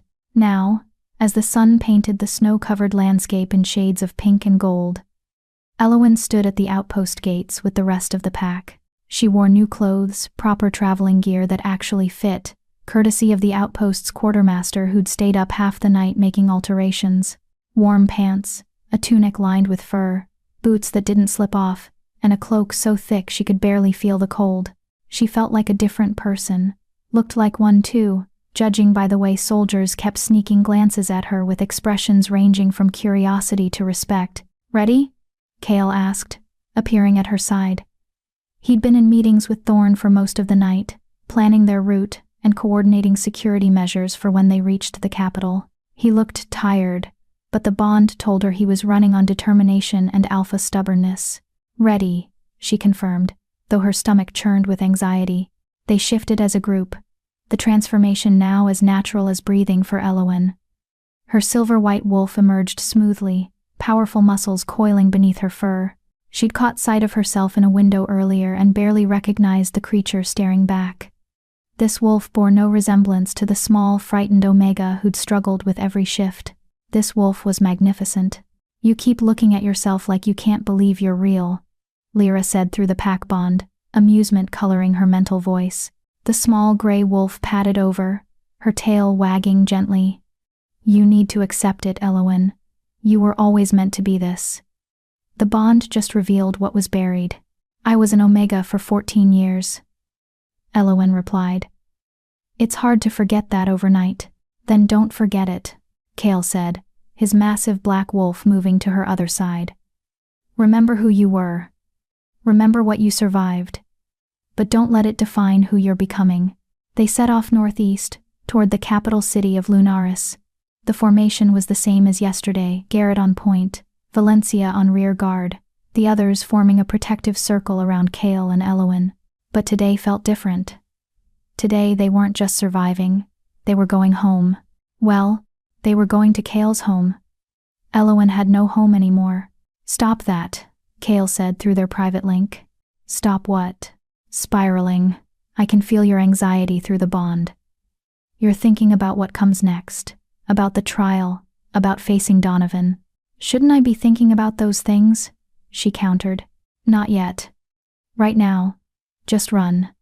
Feel the sun on your fur, the snow under your paws, the pack at your side. Everything else can wait. He was right, of course. Worrying wouldn't change anything.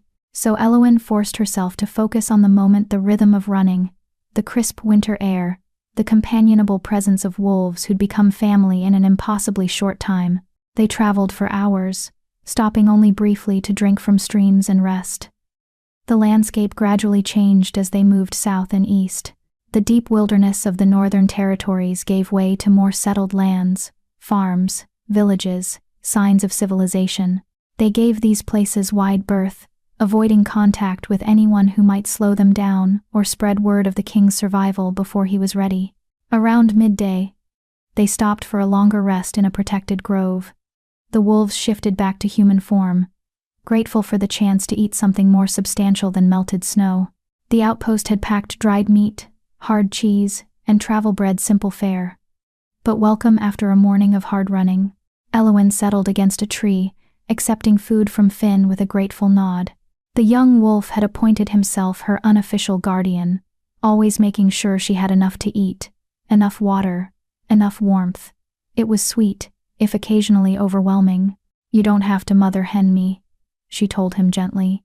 "I'm not mother henning," Finn protested, his cheeks flushing. "I'm just making sure you're comfortable. Your pack. It's what we do." "What he means," Valencia said dryly, settling nearby, "is that you're the first Omega to join the royal pack in 50 years, and we're all terrified of messing this up. So yes, we're going to hover. Deal with it." 50 years? Eowyn blinked in surprise. "Why so long?" "Because most alphas don't bond Omegas to their primary packs," Garrett explained. He was sharpening a knife he'd acquired from the outpost, his movements methodical. "They keep them in secondary packs, support positions, claim it's for the Omega's safety, but really, it's just prejudice. Omegas are seen as weak links in battle packs." "Which is bullshit," Lyra added firmly. "Some of the strongest wolves I've ever known were Omegas. They just express their strength differently than alphas or betas. Hence why I bonded Eowyn to the royal pack," Kale said, appearing from the tree line where he'd been scouting.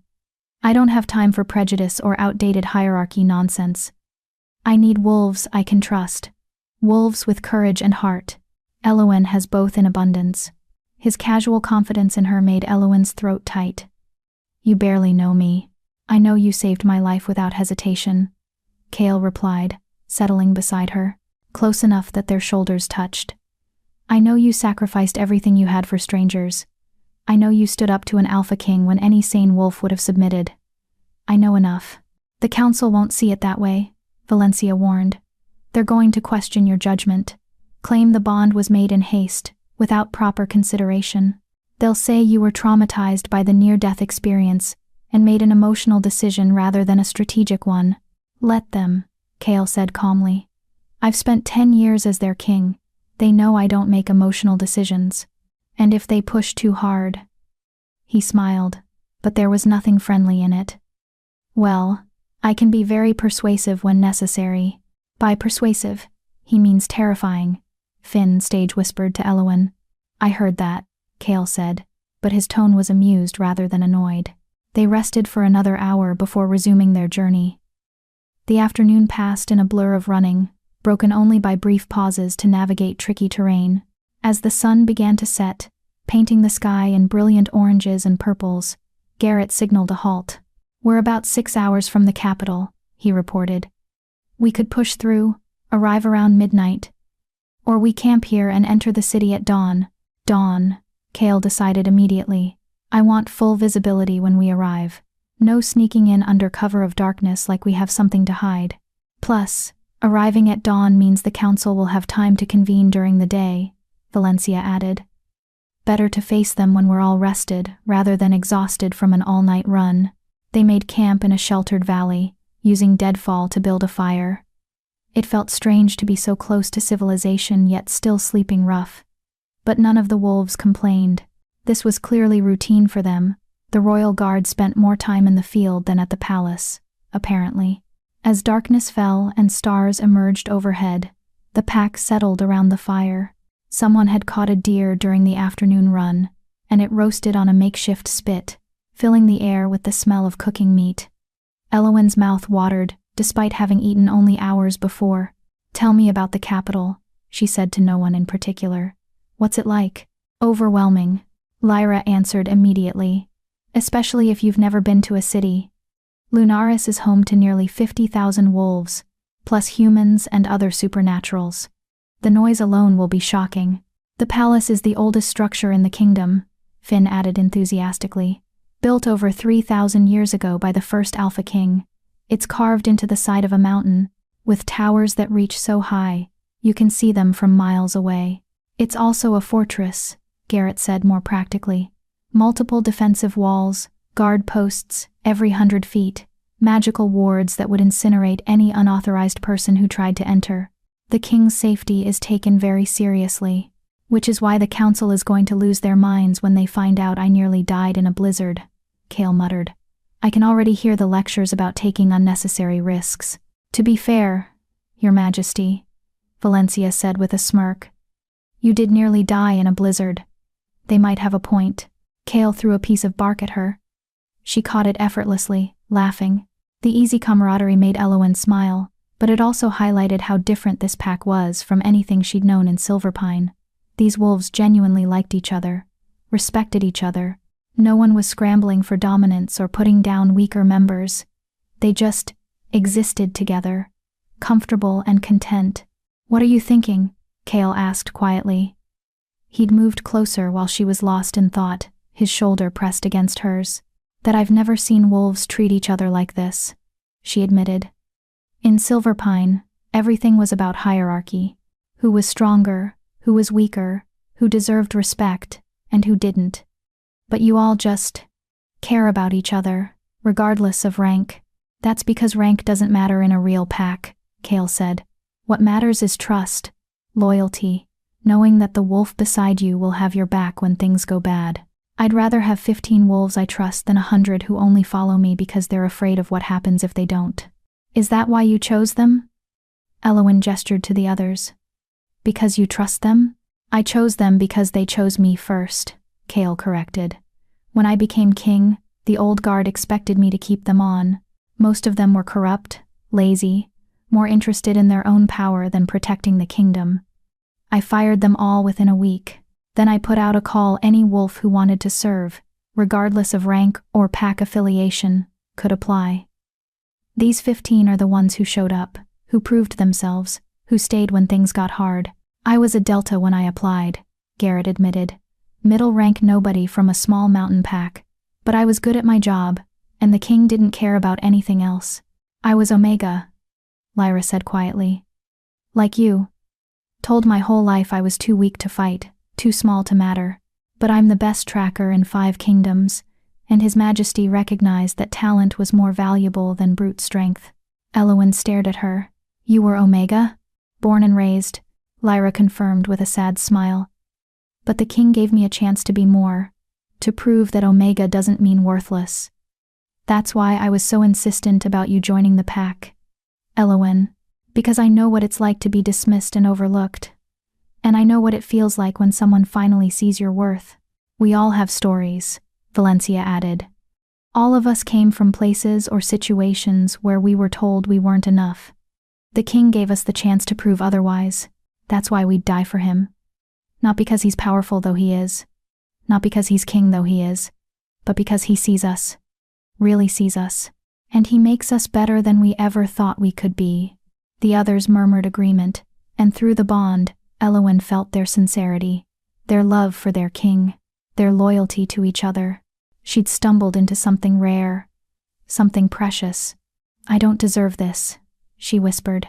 "You're right," Kale said, and her heart plummeted. Then he continued, "You deserve better. You deserve a pack that valued you from the start, a family that loved you without question, an alpha who protected you instead of abandoning you. But this is what I can offer, Elowen. This pack, this bond, this chance at something better, and I'm asking you to take it. Not because you have to, but because you want to." Did she want it? The question was laughable. She'd wanted to belong her entire life. wanted to matter, wanted to be seen as something other than a burden or a mistake. And here was an Alpha King offering her exactly that. "I want it," she said firmly. "All of it. The pack, the bond, whatever comes next. I'm in." Kale's smile was radiant. He pulled her closer, wrapping an arm around her shoulders in a gesture that was both protective and possessive. "Good. Because tomorrow, we face the council, and they're going to try to tear you apart. Question your worth, your strength, your right to be in this pack. But I need you to remember something." "What?" His gold eyes locked on hers, fierce and unyielding. "You're not the Omega they expect. You're not weak or worthless or disposable. You're the wolf who saved a king, the wolf who survived 14 years of abuse and came out stronger, the wolf who looked death in the face and said, 'Not today.' That's who you are, Elowen Thornheart. And the council is going to learn that the hard way." Around them, the pack howled their agreement. A sound of solidarity, of family, of wolves who would stand together against whatever came next. Elowen lifted her head and howled with them, her voice joining the chorus. Tomorrow, they would face the council.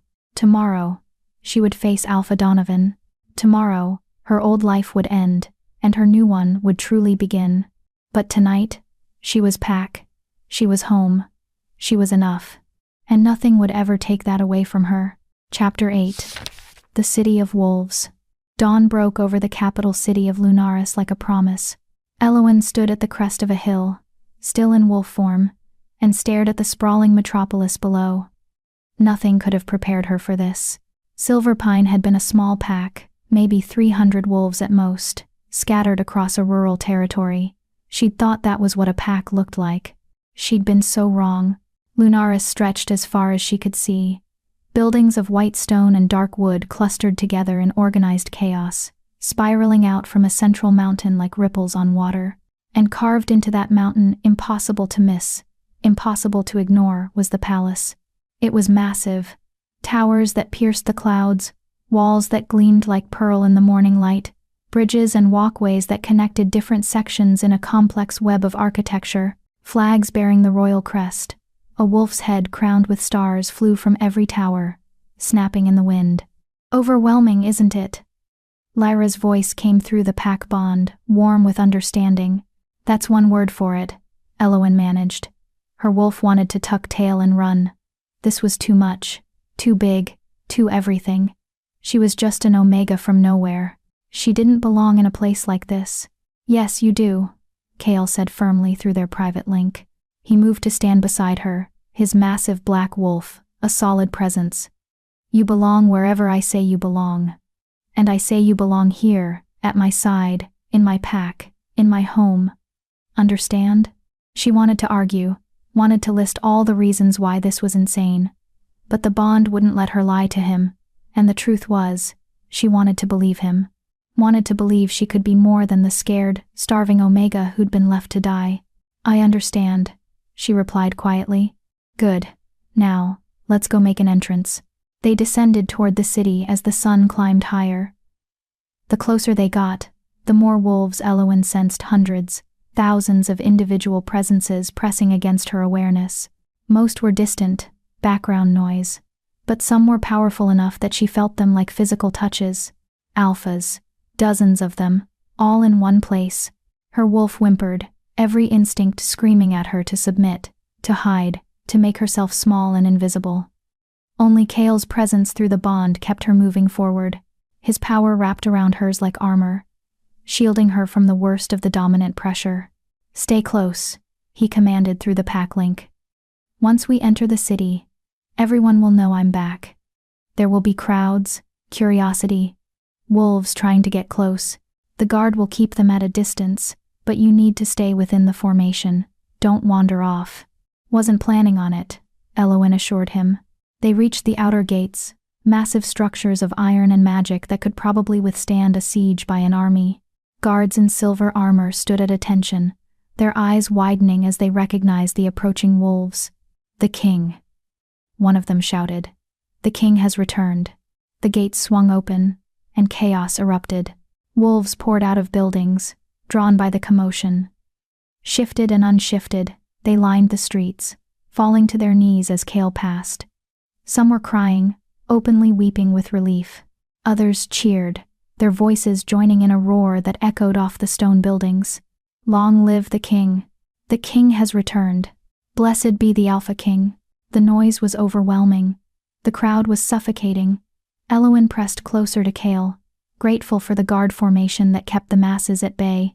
Valencia and Garrett were like mobile walls, their very presence enough to make even the boldest wolves think twice about getting too close. They moved through the city in a procession, heading steadily toward the palace. More wolves joined the crowd with every street they passed. Elowen caught glimpses of faces young and old, dominant and submissive, all of them looking at their king with expressions of devotion that bordered on worship. This was what it meant to be the Alpha King, not just power, but love. These wolves would die for Kale without hesitation. He earned it, Lyra said, apparently sensing Elowen's thoughts through the bond. 10 years ago, the kingdom was falling apart. The old king was corrupt, the council was worse, and the packs were at each other's throats. Kale changed everything, reformed the laws, cleaned out the corruption, gave wolves like us a chance to rise above our ranks. He saved this kingdom. They love him because he gave them hope. Elowen looked at the massive black wolf beside her with new eyes. She'd known he was powerful, known he was king, but she hadn't understood what that meant. The weight of it. The responsibility. Don't start pitying me, Kale said dryly through their private link. I chose this life, and I'd choose it again, even if it means nearly dying in blizzards. Especially then, because it led me to you. The words sent warmth flooding through her chest, and she felt his amusement at her reaction through the bond. They reached the palace gates even more impressive up close, and these opened automatically, responding to Kale's presence. The crowd stayed behind, held back by guards who'd materialized from seemingly nowhere. The royal party passed through into a massive courtyard, and the gates closed behind them with a sound of absolute finality. Inside the palace walls, the chaos faded. Here, there was order. Guards in formal armor lined the walls. Servants in simple but elegant clothing waited at attention, and at the center of it all, on the steps leading to the main palace entrance, stood a group of wolves who radiated power like the sun radiated heat. The council. Kale shifted, his transformation swift and smooth. The others followed suit, and Elowen forced herself to do the same despite her screaming instincts. Naked in human form, she was painfully aware of how small she was compared to the warriors around her. How vulnerable. Servants rushed forward with robes, simple white garments that provided minimal coverage but satisfied basic modesty. Elowen wrapped hers around herself gratefully, tying it with trembling fingers. "Your Majesty," a male voice said, heavy with relief and reproach in equal measure. 3 days. We mourned you for 3 days. The speaker was ancient, at least 80, with white hair and a face mapped with wrinkles. But his eyes were sharp, intelligent, and his power was unmistakable. This was an alpha who'd lived long enough to see kingdoms rise and fall. "Chancellor Aldrich," Kale greeted, his tone respectful but not apologetic. "My apologies for the inconvenience. I was a bit busy." "Not dying." "A bit busy," Aldrich sputtered. "Your Majesty, you disappeared into the worst storm in a century with no communication, no backup, and no apparent concern for the succession crisis your death would cause." "But I didn't die," Kale pointed out reasonably. "So there's no succession crisis. Only because of blind luck." "Not luck," Kale corrected, his tone going sharp. "Because of her." He turned, gesturing to Elowen. Every eye in the courtyard focused on her with laser intensity. The council members, at least a dozen of them, assessed her with expressions ranging from curiosity to suspicion to outright disdain. She forced herself to lift her chin, to meet their stares without flinching. She was Pack now. She had every right to be here, even if she didn't feel like it. "This," Kale announced, his voice carrying across the courtyard, "is Elowen Thornhart. She saved my life and the lives of my entire royal guard during the storm. She offered shelter, supplies, and protection at great personal cost. She is the reason your king stands before you today. And as of 2 days ago, she is a full member of the royal pack. The silence that followed was absolute. Then, an Omega, a woman said, her voice dripping with disdain. She was middle-aged, beautiful in a cold way, with auburn hair and green eyes that assessed Elowen like she was an insect. You bonded an Omega to the royal pack. I bonded a hero to the royal pack, Kale corrected icily. One who showed more courage, compassion, and honor than most alphas I've met, including, apparently, her former alpha. Former? Aldrich asked sharply. Elowen comes from the Silverpine pack, Kale said. And even though Elowen knew this was coming, she still felt her stomach drop. Under Alpha Donovan, who, during the storm, deliberately abandoned her to die. While the rest of the pack sheltered in comfort and safety, she was left alone in a cabin he knew was structurally unsound, with minimal supplies and no support. She should have died. She would have died, if not for her own resourcefulness and determination. Murmurs rippled through the council. Some looked shocked. Others looked uncomfortable. A few, like the auburn-haired woman, looked distinctly skeptical. That's a serious accusation, Aldrich said carefully. Alpha Donovan is a respected member of this council. He served faithfully for 20 years. You're claiming he attempted murder? I'm claiming he violated pack law, Kale corrected. Specifically, the law that requires alphas to care for all pack members, regardless of rank. He abandoned his Omega, left her to die. The only reason she's alive is because she happened to find 15 dying wolves who needed her help. Wolves who, unlike her own pack, were grateful enough to ensure her survival in return. Where is the proof? The auburn-haired woman demanded. Omegas are notorious for exaggerating their mistreatment. How do we know she's not lying to gain favor with the king? Elowen felt rage spike through the bond, not hers, but from all 15 royal guards simultaneously.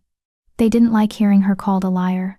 Careful, Counselor Thea, Valencia said softly, but her voice carried a lethal edge. You're implying that our newest pack member is dishonest, which means you're implying that our king's judgment is flawed, which means you're dangerously close to challenging his authority. Would you like to continue down that path? Thea paled slightly but held her ground. I'm simply asking for proof. Surely that's reasonable. The proof is standing in front of you, Garrett rumbled. Look at her. Really look. She's malnourished. Underweight. Showing signs of long-term neglect. Her former residence, what's left of it, was barely fit for storage, let alone habitation. And we have 16 witnesses who will testify that the Silverpine pack left her alone during a storm that killed dozens across the Northern Territories. Plus, Finn added, she nearly starved herself feeding us, gave us her last supplies without hesitation, even though it meant she'd have nothing left. That's not the action of someone seeking favor. That's the action of someone who's been conditioned to put everyone else's needs above her own, because she's been told her whole life that she doesn't matter. The words hung in the air like an accusation. Aldrich sighed deeply, suddenly looking every one of his 80-plus years. Your Majesty, you understand what you're asking? To strip an alpha of his title, we need a formal trial. Evidence presented. Witnesses called.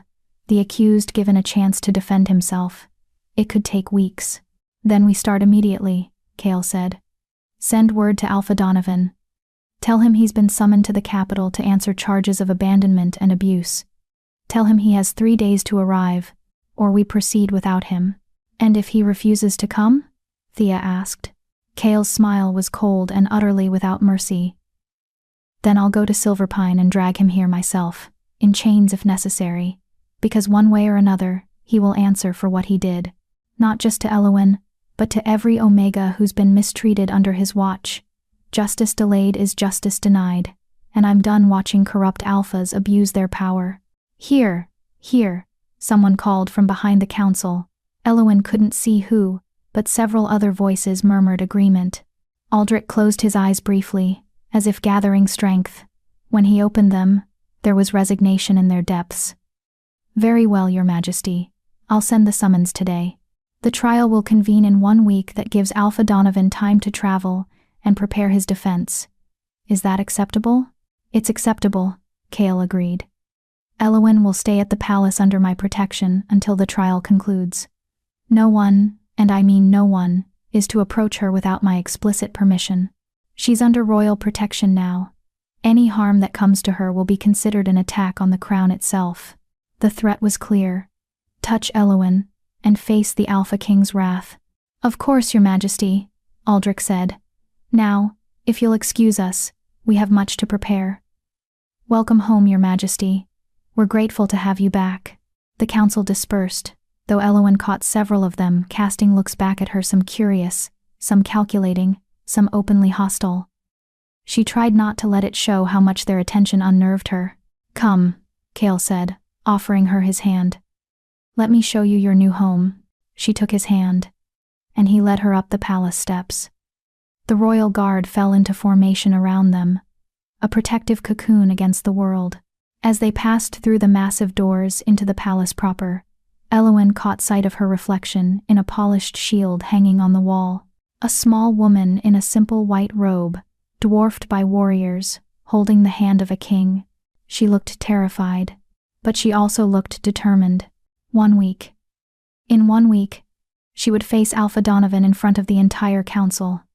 In 1 week, she would have to relive every moment of abuse, neglect, and abandonment. In 1 week, she would either get justice or lose everything, but she wouldn't face it alone. She had Cale. She had the pack. She had wolves who believed in her, who would fight for her, who saw her as something more than just an Omega. That would have to be enough. Chapter 9. The Palace and the Past. The palace was a labyrinth. Elowen followed Cale through corridors that seemed to stretch forever, past rooms whose purposes she couldn't begin to guess. Everything was massive ceilings that soared 30 feet high, windows tall enough to frame entire landscapes, tapestries that depicted battles and celebrations from centuries past. Servants bowed as they passed, guards saluted, and everywhere she looked there was beauty, wealth, and history. She'd never felt more out of place in her life.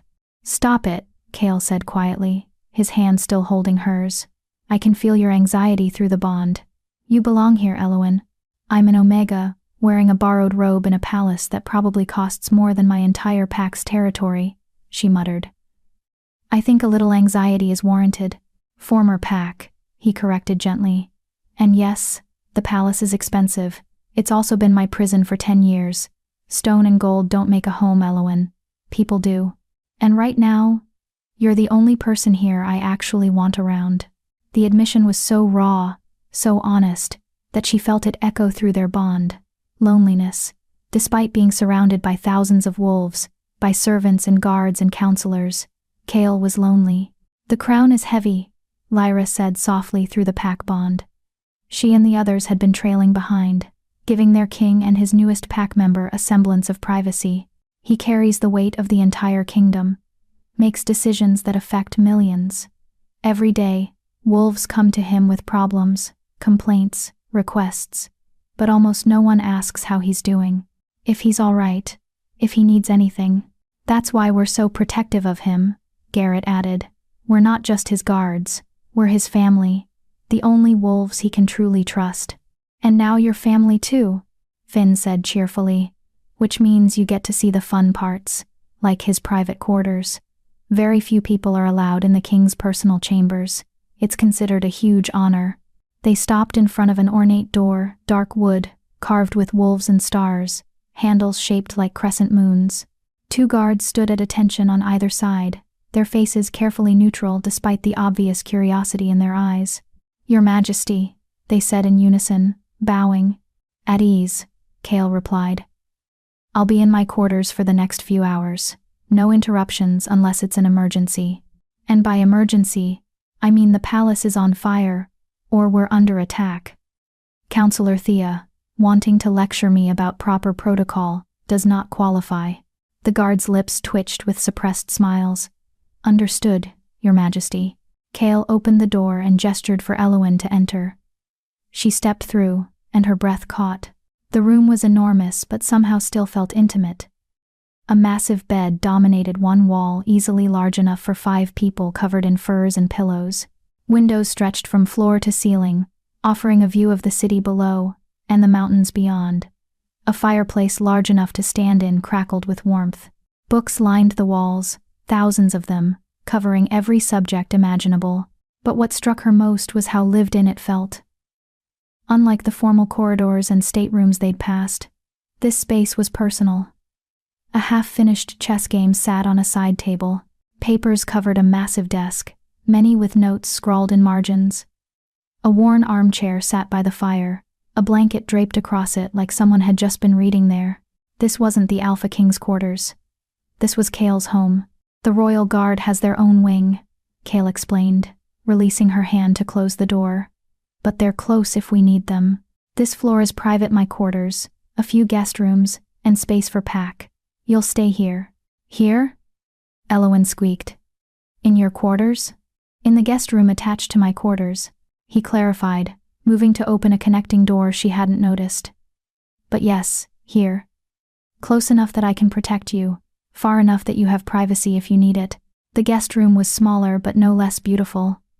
A bed that was still twice the size of anything she'd ever slept in. More windows. A bathing room that made her eyes widen. There was an actual tub, large enough to swim in, with taps that presumably produced hot water on command. This is too much, she whispered. This is the smallest guest room, Kale replied. And before you argue, remember you're under royal protection now. That means you get royal accommodations. Besides. He paused, something vulnerable flickering across his face. I sleep better knowing you're close. The bond is new, still settling. Distance makes it uncomfortable. Elowen had noticed that. Even the few feet between them now made her wolf restless, made her want to move closer. The bond was like an invisible thread, always pulling her toward her pack.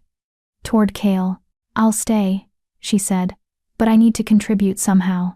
I can't just live here like a pet. I need a purpose. You have a purpose, Kale said firmly. Right now, that purpose is healing, recovering from 14 years of abuse and neglect. Learning what it means to be Pack, to be valued, to be safe. That's more than enough for now. But after the trial, we'll figure out what you want to do, what skills you have, what interests you. The Royal Pack serves in many ways. Some are warriors, some are diplomats, some are scholars. Valencia handles intelligence gathering. Lyra does reconnaissance and tracking. Finn works with the younger wolves, training the next generation. Everyone has a role that suits their strengths. What if I don't have any strengths? The question came out smaller than she intended. Kale moved closer, taking both her hands in his. His gold eyes were intense, unwavering. You survived 14 years of systematic abuse. You maintained your compassion and kindness despite every reason to become bitter and cruel. You saved 16 lives without hesitation. You faced down an Alpha King and a council full of hostile alphas without breaking. Elowen, you have more strength in your little finger than most wolves have in their entire bodies. You just need time to see it yourself. Tears burned her eyes. She blinked them back, refusing to cry again. She'd done enough crying. Now, Kale said, his tone lightening. You need food, a bath, and sleep. In that order. When was the last time you had a proper bath? Elowen thought about the bucket of cold water she'd used to wash with in her cabin. Define proper. His expression darkened. Right, that's what I thought. Come on. He led her back to the bathing room and started working the taps. Water gushed out, steaming hot, filling the enormous tub with surprising speed. He added something from a bottle on the edge, soap or oil or something, and the water began to foam, releasing a scent like lavender and mint. Take as long as you want, he said. There are towels in the cabinet, robes in the wardrobe. I'll have food sent up. Call if you need anything. I'll hear you through the bond. He left, closing the door behind him, and Elowen was alone for the first time since, she couldn't remember. Since before the storm, certainly, maybe longer. She stripped off the borrowed robe and caught sight of herself in a full-length mirror. The reflection shocked her. She'd known she was thin, but seeing herself clearly, in good light, made the reality brutal. Her ribs showed, her hip bones jutted out, her arms were stick-thin, lacking any real muscle. Bruises in various stages of healing covered her body, some from dragging wolves. Some older, much older.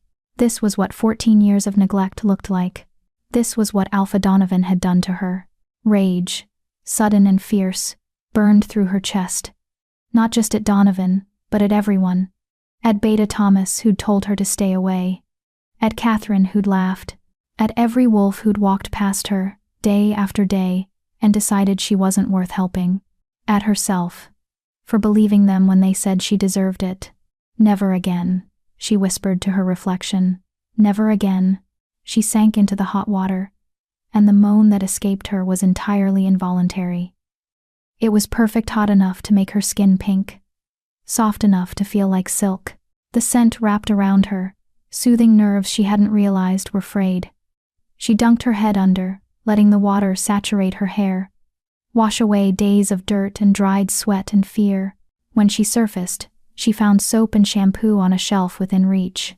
She scrubbed until her skin felt raw, until she could no longer smell the cabin, the storm, the scent of wolves who'd left her to die.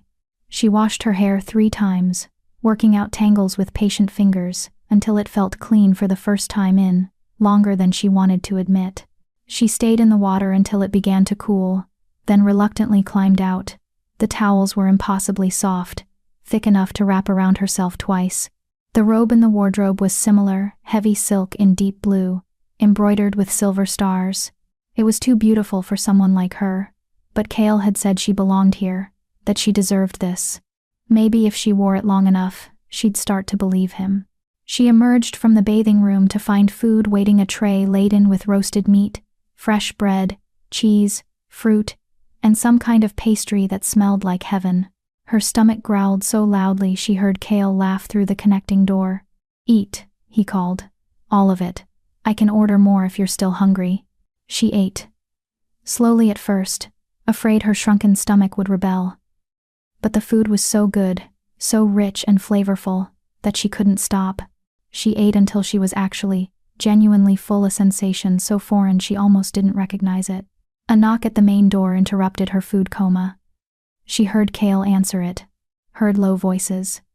Then he appeared in her doorway, his expression carefully neutral. "That was Chancellor Aldrich," he said. "Alpha Donovan has been officially summoned. The trial is set for 6 days from now.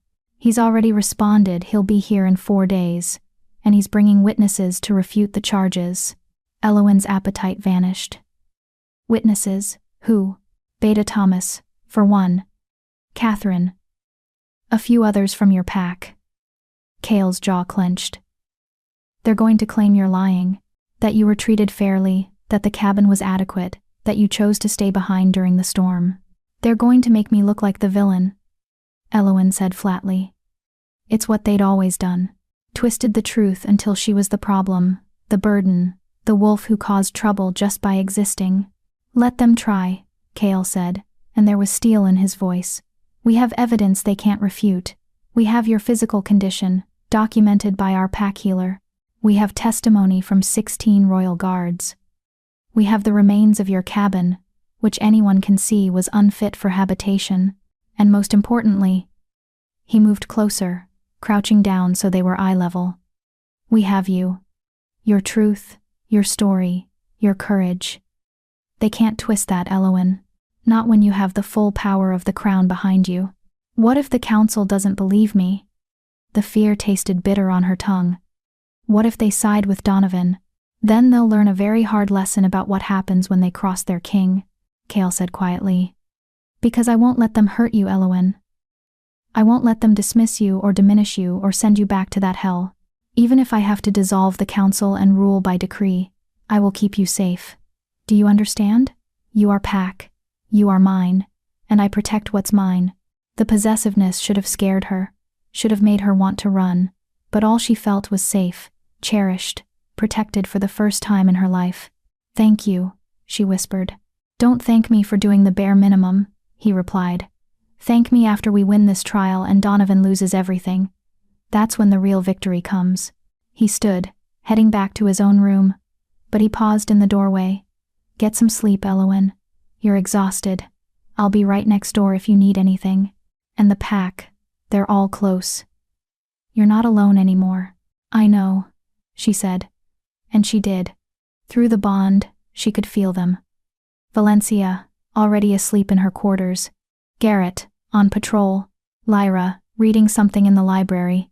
Finn, pestering the kitchen staff for late-night snacks. All of them, present and accounted for. All of them. Hers, her pack, her family. She climbed into the enormous bed, sinking into softness she'd never experienced. The sheets smelled clean, the pillows perfectly firm. Through the windows, she could see stars beginning to emerge as night fell over the capital. 6 days until the trial. 6 days to prepare, to gather her courage, to remember her worth. 6 days until she faced the alpha who'd tried to break her. And this time, she wouldn't be alone. This time, she'd win.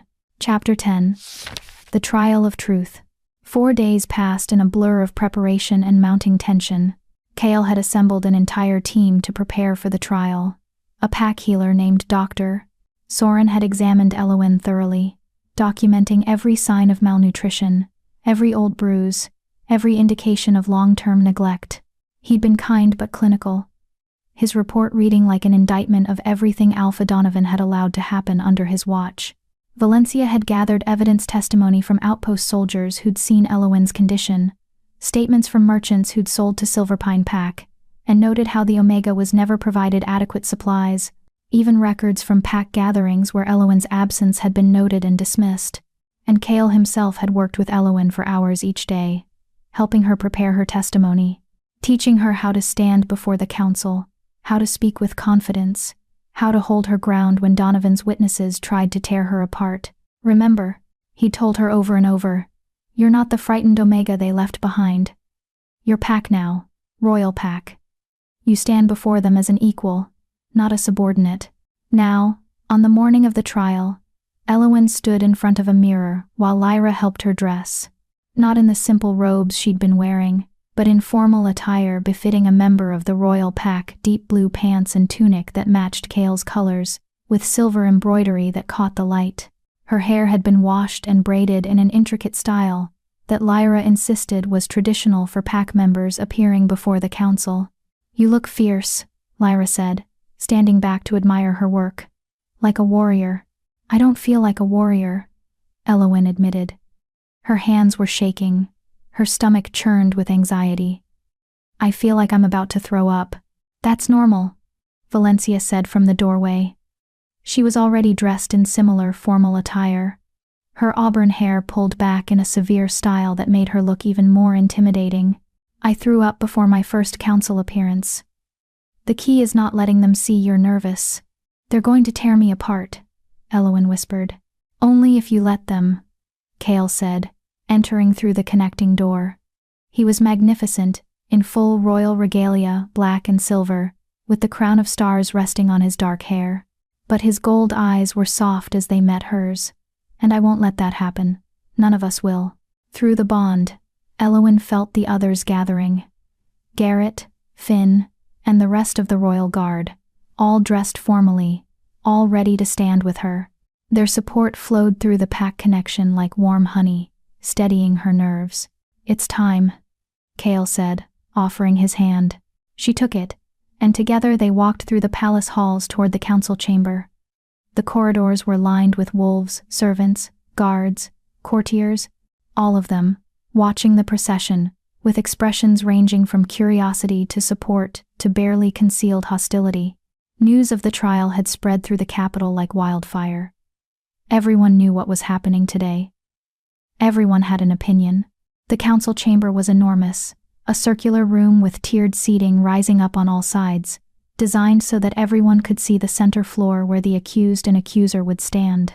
The council sat in the highest tier, 12 alphas in formal robes, their faces carefully neutral. Below them, hundreds of witnesses and spectators filled the remaining seats, and on the main floor, standing with his beta and 3 other wolves from Silverpine Pack, was Alpha Donovan. Elowen's breath caught. She hadn't seen him in person since before the storm, but he looked exactly as she remembered. Tall, broad-shouldered, with dark hair going silver at the temples and brown eyes that had never held anything but contempt when they looked at her. He wore formal attire that emphasized his size, his dominance, his power. Next to him stood Beta Thomas, smirking, Catherine, beautiful and cold, and two other wolves she recognized, pack members who'd never missed an opportunity to remind her of her place. They all turned to look at her as she entered. Well, Donovan said, his voice carrying across the chamber. The little Omega survived after all. How unexpected. Alpha Donovan, Cale said coldly, his tone making several council members flinch. You will address Elowen as Lady Thornheart, or not at all. She is a member of the royal pack now, which means she outranks you. Remember that. Donovan's jaw tightened, but he inclined his head stiffly. My apologies, Your Majesty. Lady Thornheart. The title dripped with sarcasm. Chancellor Aldrich stood, calling the chamber to order. We are gathered today to hear charges brought by Alpha King Cale Stormborn against Alpha Donovan of Silverpine Pack. The charges are as follows: abandonment of a pack member, neglect leading to endangerment, and systematic abuse of an Omega under his protection. Alpha Donovan, how do you plead? Not guilty, Donovan said firmly. These charges are baseless and insulting. I have led Silverpine Pack for 20 years with honor and integrity. This Omega, he caught himself. Lady Thornheart was given appropriate accommodations and care. If she chose to isolate herself, that was her decision, not mine. Liar, Elowen whispered. Too quiet for anyone but Cale and the royal guard to hear through the bond. Let's test that claim, Cale said aloud. He turned to the council. I called Dr. Soren to present his medical findings. The pack healer stepped forward, a folder of documents in his hands. He was older, gray-haired, with the calm demeanor of someone who'd seen everything. I examined Lady Thornheart 4 days ago. My findings are clear. She shows signs of chronic malnutrition, spanning years, not months. Multiple healed fractures that were never properly set. Vitamin deficiencies consistent with inadequate food supply. Scarring from frostbite that predates the recent storm, indicating she'd suffered from cold exposure before. He held up photographs that made Elowen want to look away. Her own body, documented in brutal detail. Every rib visible, every bruise highlighted, every sign of suffering captured for the council to see. This is not the result of a few days of hardship, Dr. Soren said quietly. This is the result of systemic neglect over many years. Murmurs rippled through the chamber. Several council members leaned forward, their expressions troubled. The Omega has always been small, Beta Thomas spoke up. She's naturally thin. That proves nothing. I'm naturally thin too, Lyra said, stepping forward. I was born Omega, just like Lady Thornheart. Would you like to compare our medical records? Because unlike her, I've never shown signs of malnutrition. I've never had fractures from accidents that were really abuse. I've never been left to freeze because my pack decided I wasn't worth saving. You can't compare. Catherine started. Why not? Valencia cut her off. Is it because you know the comparison would damn your alpha? Because anyone looking at the evidence can see the truth. Alpha Donovan failed in his most basic duty. He allowed a pack member to suffer, to starve, to live in conditions unfit for a prisoner, let alone a wolf under his protection. Enough, Donovan roared, his alpha power flooding the chamber. Several weaker wolves dropped to their knees, forced into submission by the dominance display. Elowen felt it too, the crushing weight of alpha command. The instinct to submit, to cower, to make herself small. For a heartbeat, she was that frightened Omega again, powerless against the pack's cruelty. Then Cale's power surged through their bond. A wall of protection that shielded her from Donovan's dominance. And more than that, it fed her strength. Reminded her of who she was now, what she'd become. You dare display dominance in my council chamber? Cale's voice was quiet, but it carried more threat than Donovan's roar. His gold eyes blazed with fury. You dare try to force my pack member into submission. The temperature in the room seemed to drop. Cale's power unfolded like dark wings, filling the chamber until even the council members looked uneasy. This was the Alpha King in his full terrifying glory, the predator who ruled predators, the wolf who could crush any challenger without breaking a sweat. Kneel, Cale commanded, and it wasn't a request. Donovan fought it. Elowen could see the struggle in his face, the strain in his body as he tried to resist. But Cale's power was absolute, inexorable. Within seconds, Donovan was on his knees, head bowed, every line of his body screaming submission. So were his witnesses. Thomas, Catherine, and the others, all forced down by their king's command. "Remember where you are," Cale said softly. "Remember who you're dealing with. This is not your territory, where you can bully weaker wolves without consequence. This is my domain. And here, you will show respect. To the council. To the process. And especially to the Omega you tried to kill."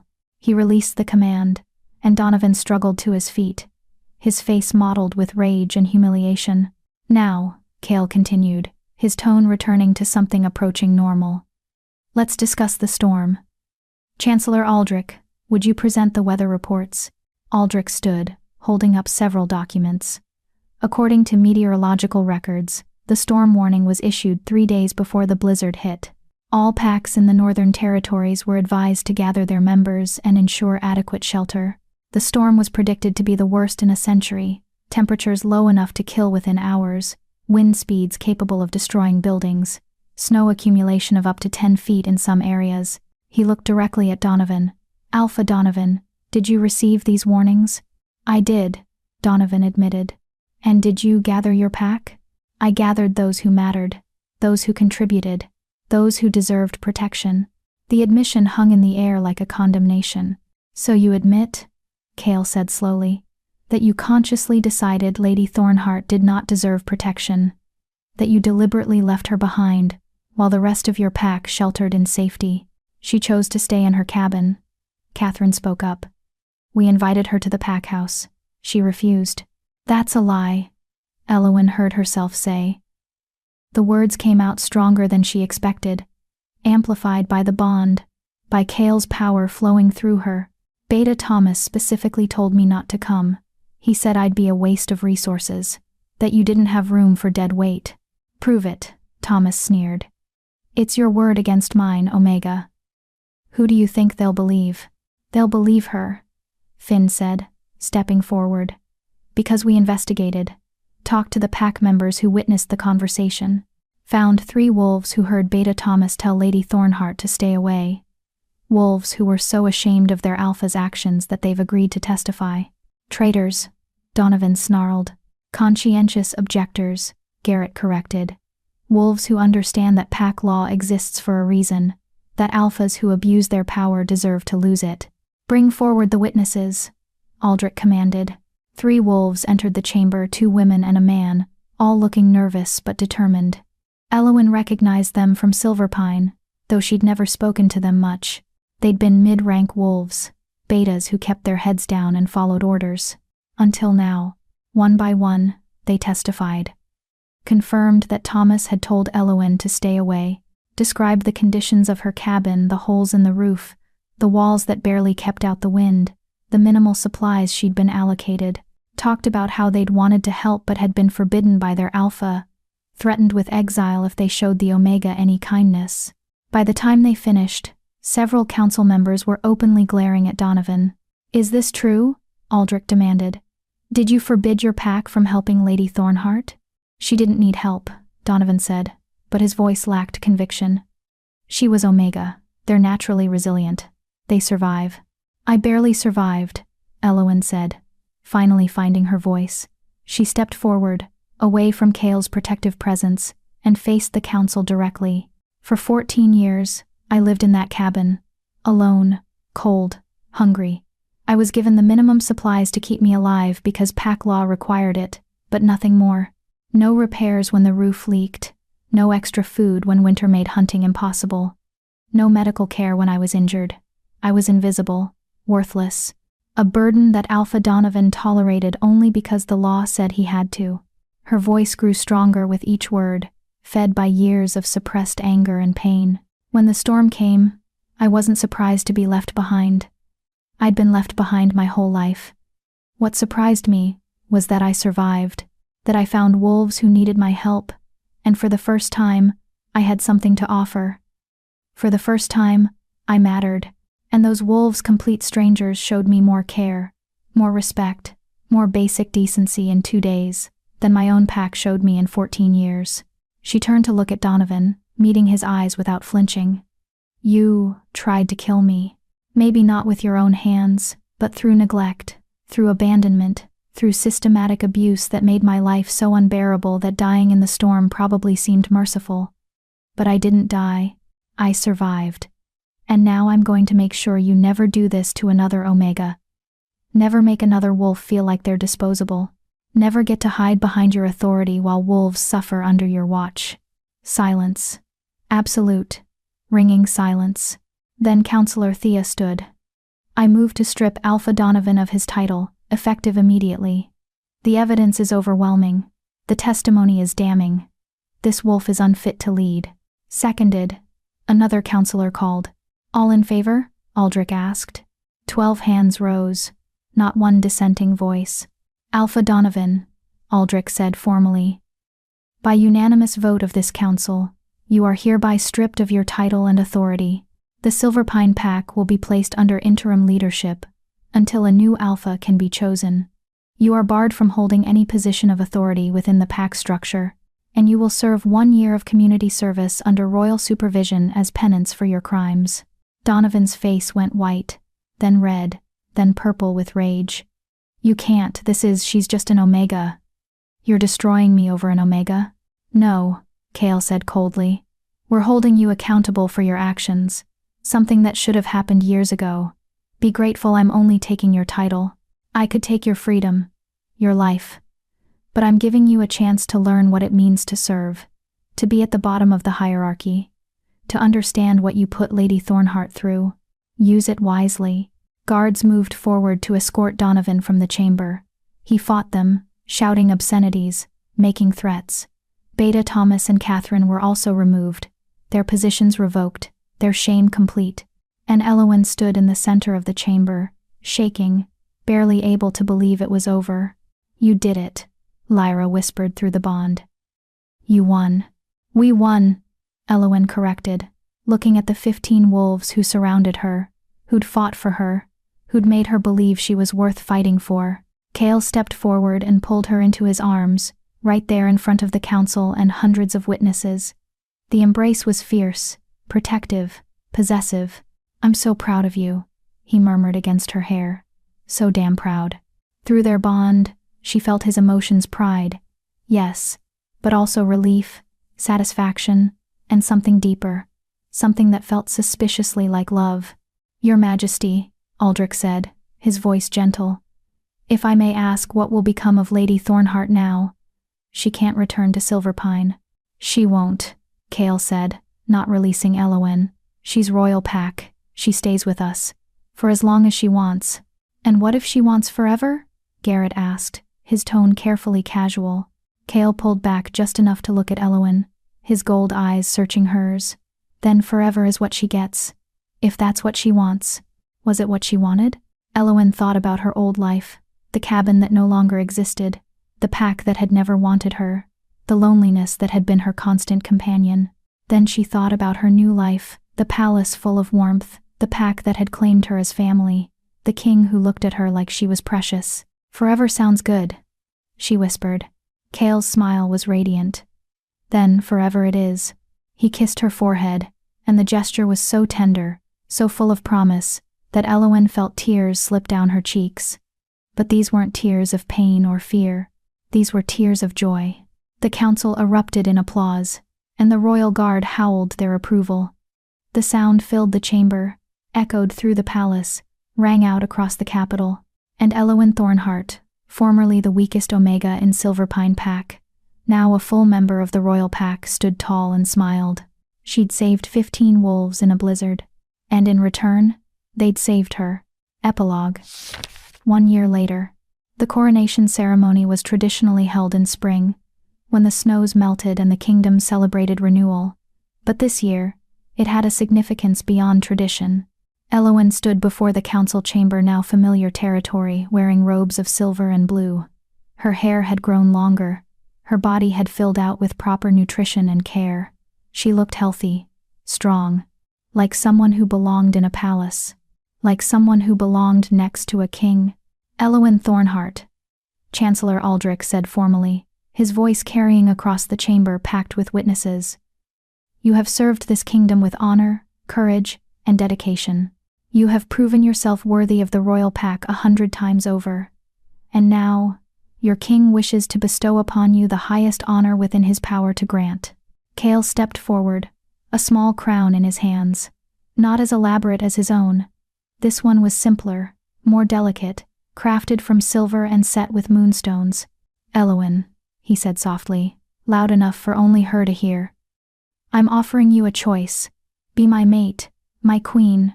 Rule beside me, not behind me. Share my life, my throne, my heart. Everything I have, everything I am, it's yours if you want it." "And if I say no?" she asked, even though they both knew she wouldn't. "Then you stay as you are, royal pack, protected, cherished, free. Nothing changes. I'll still love you, still want you.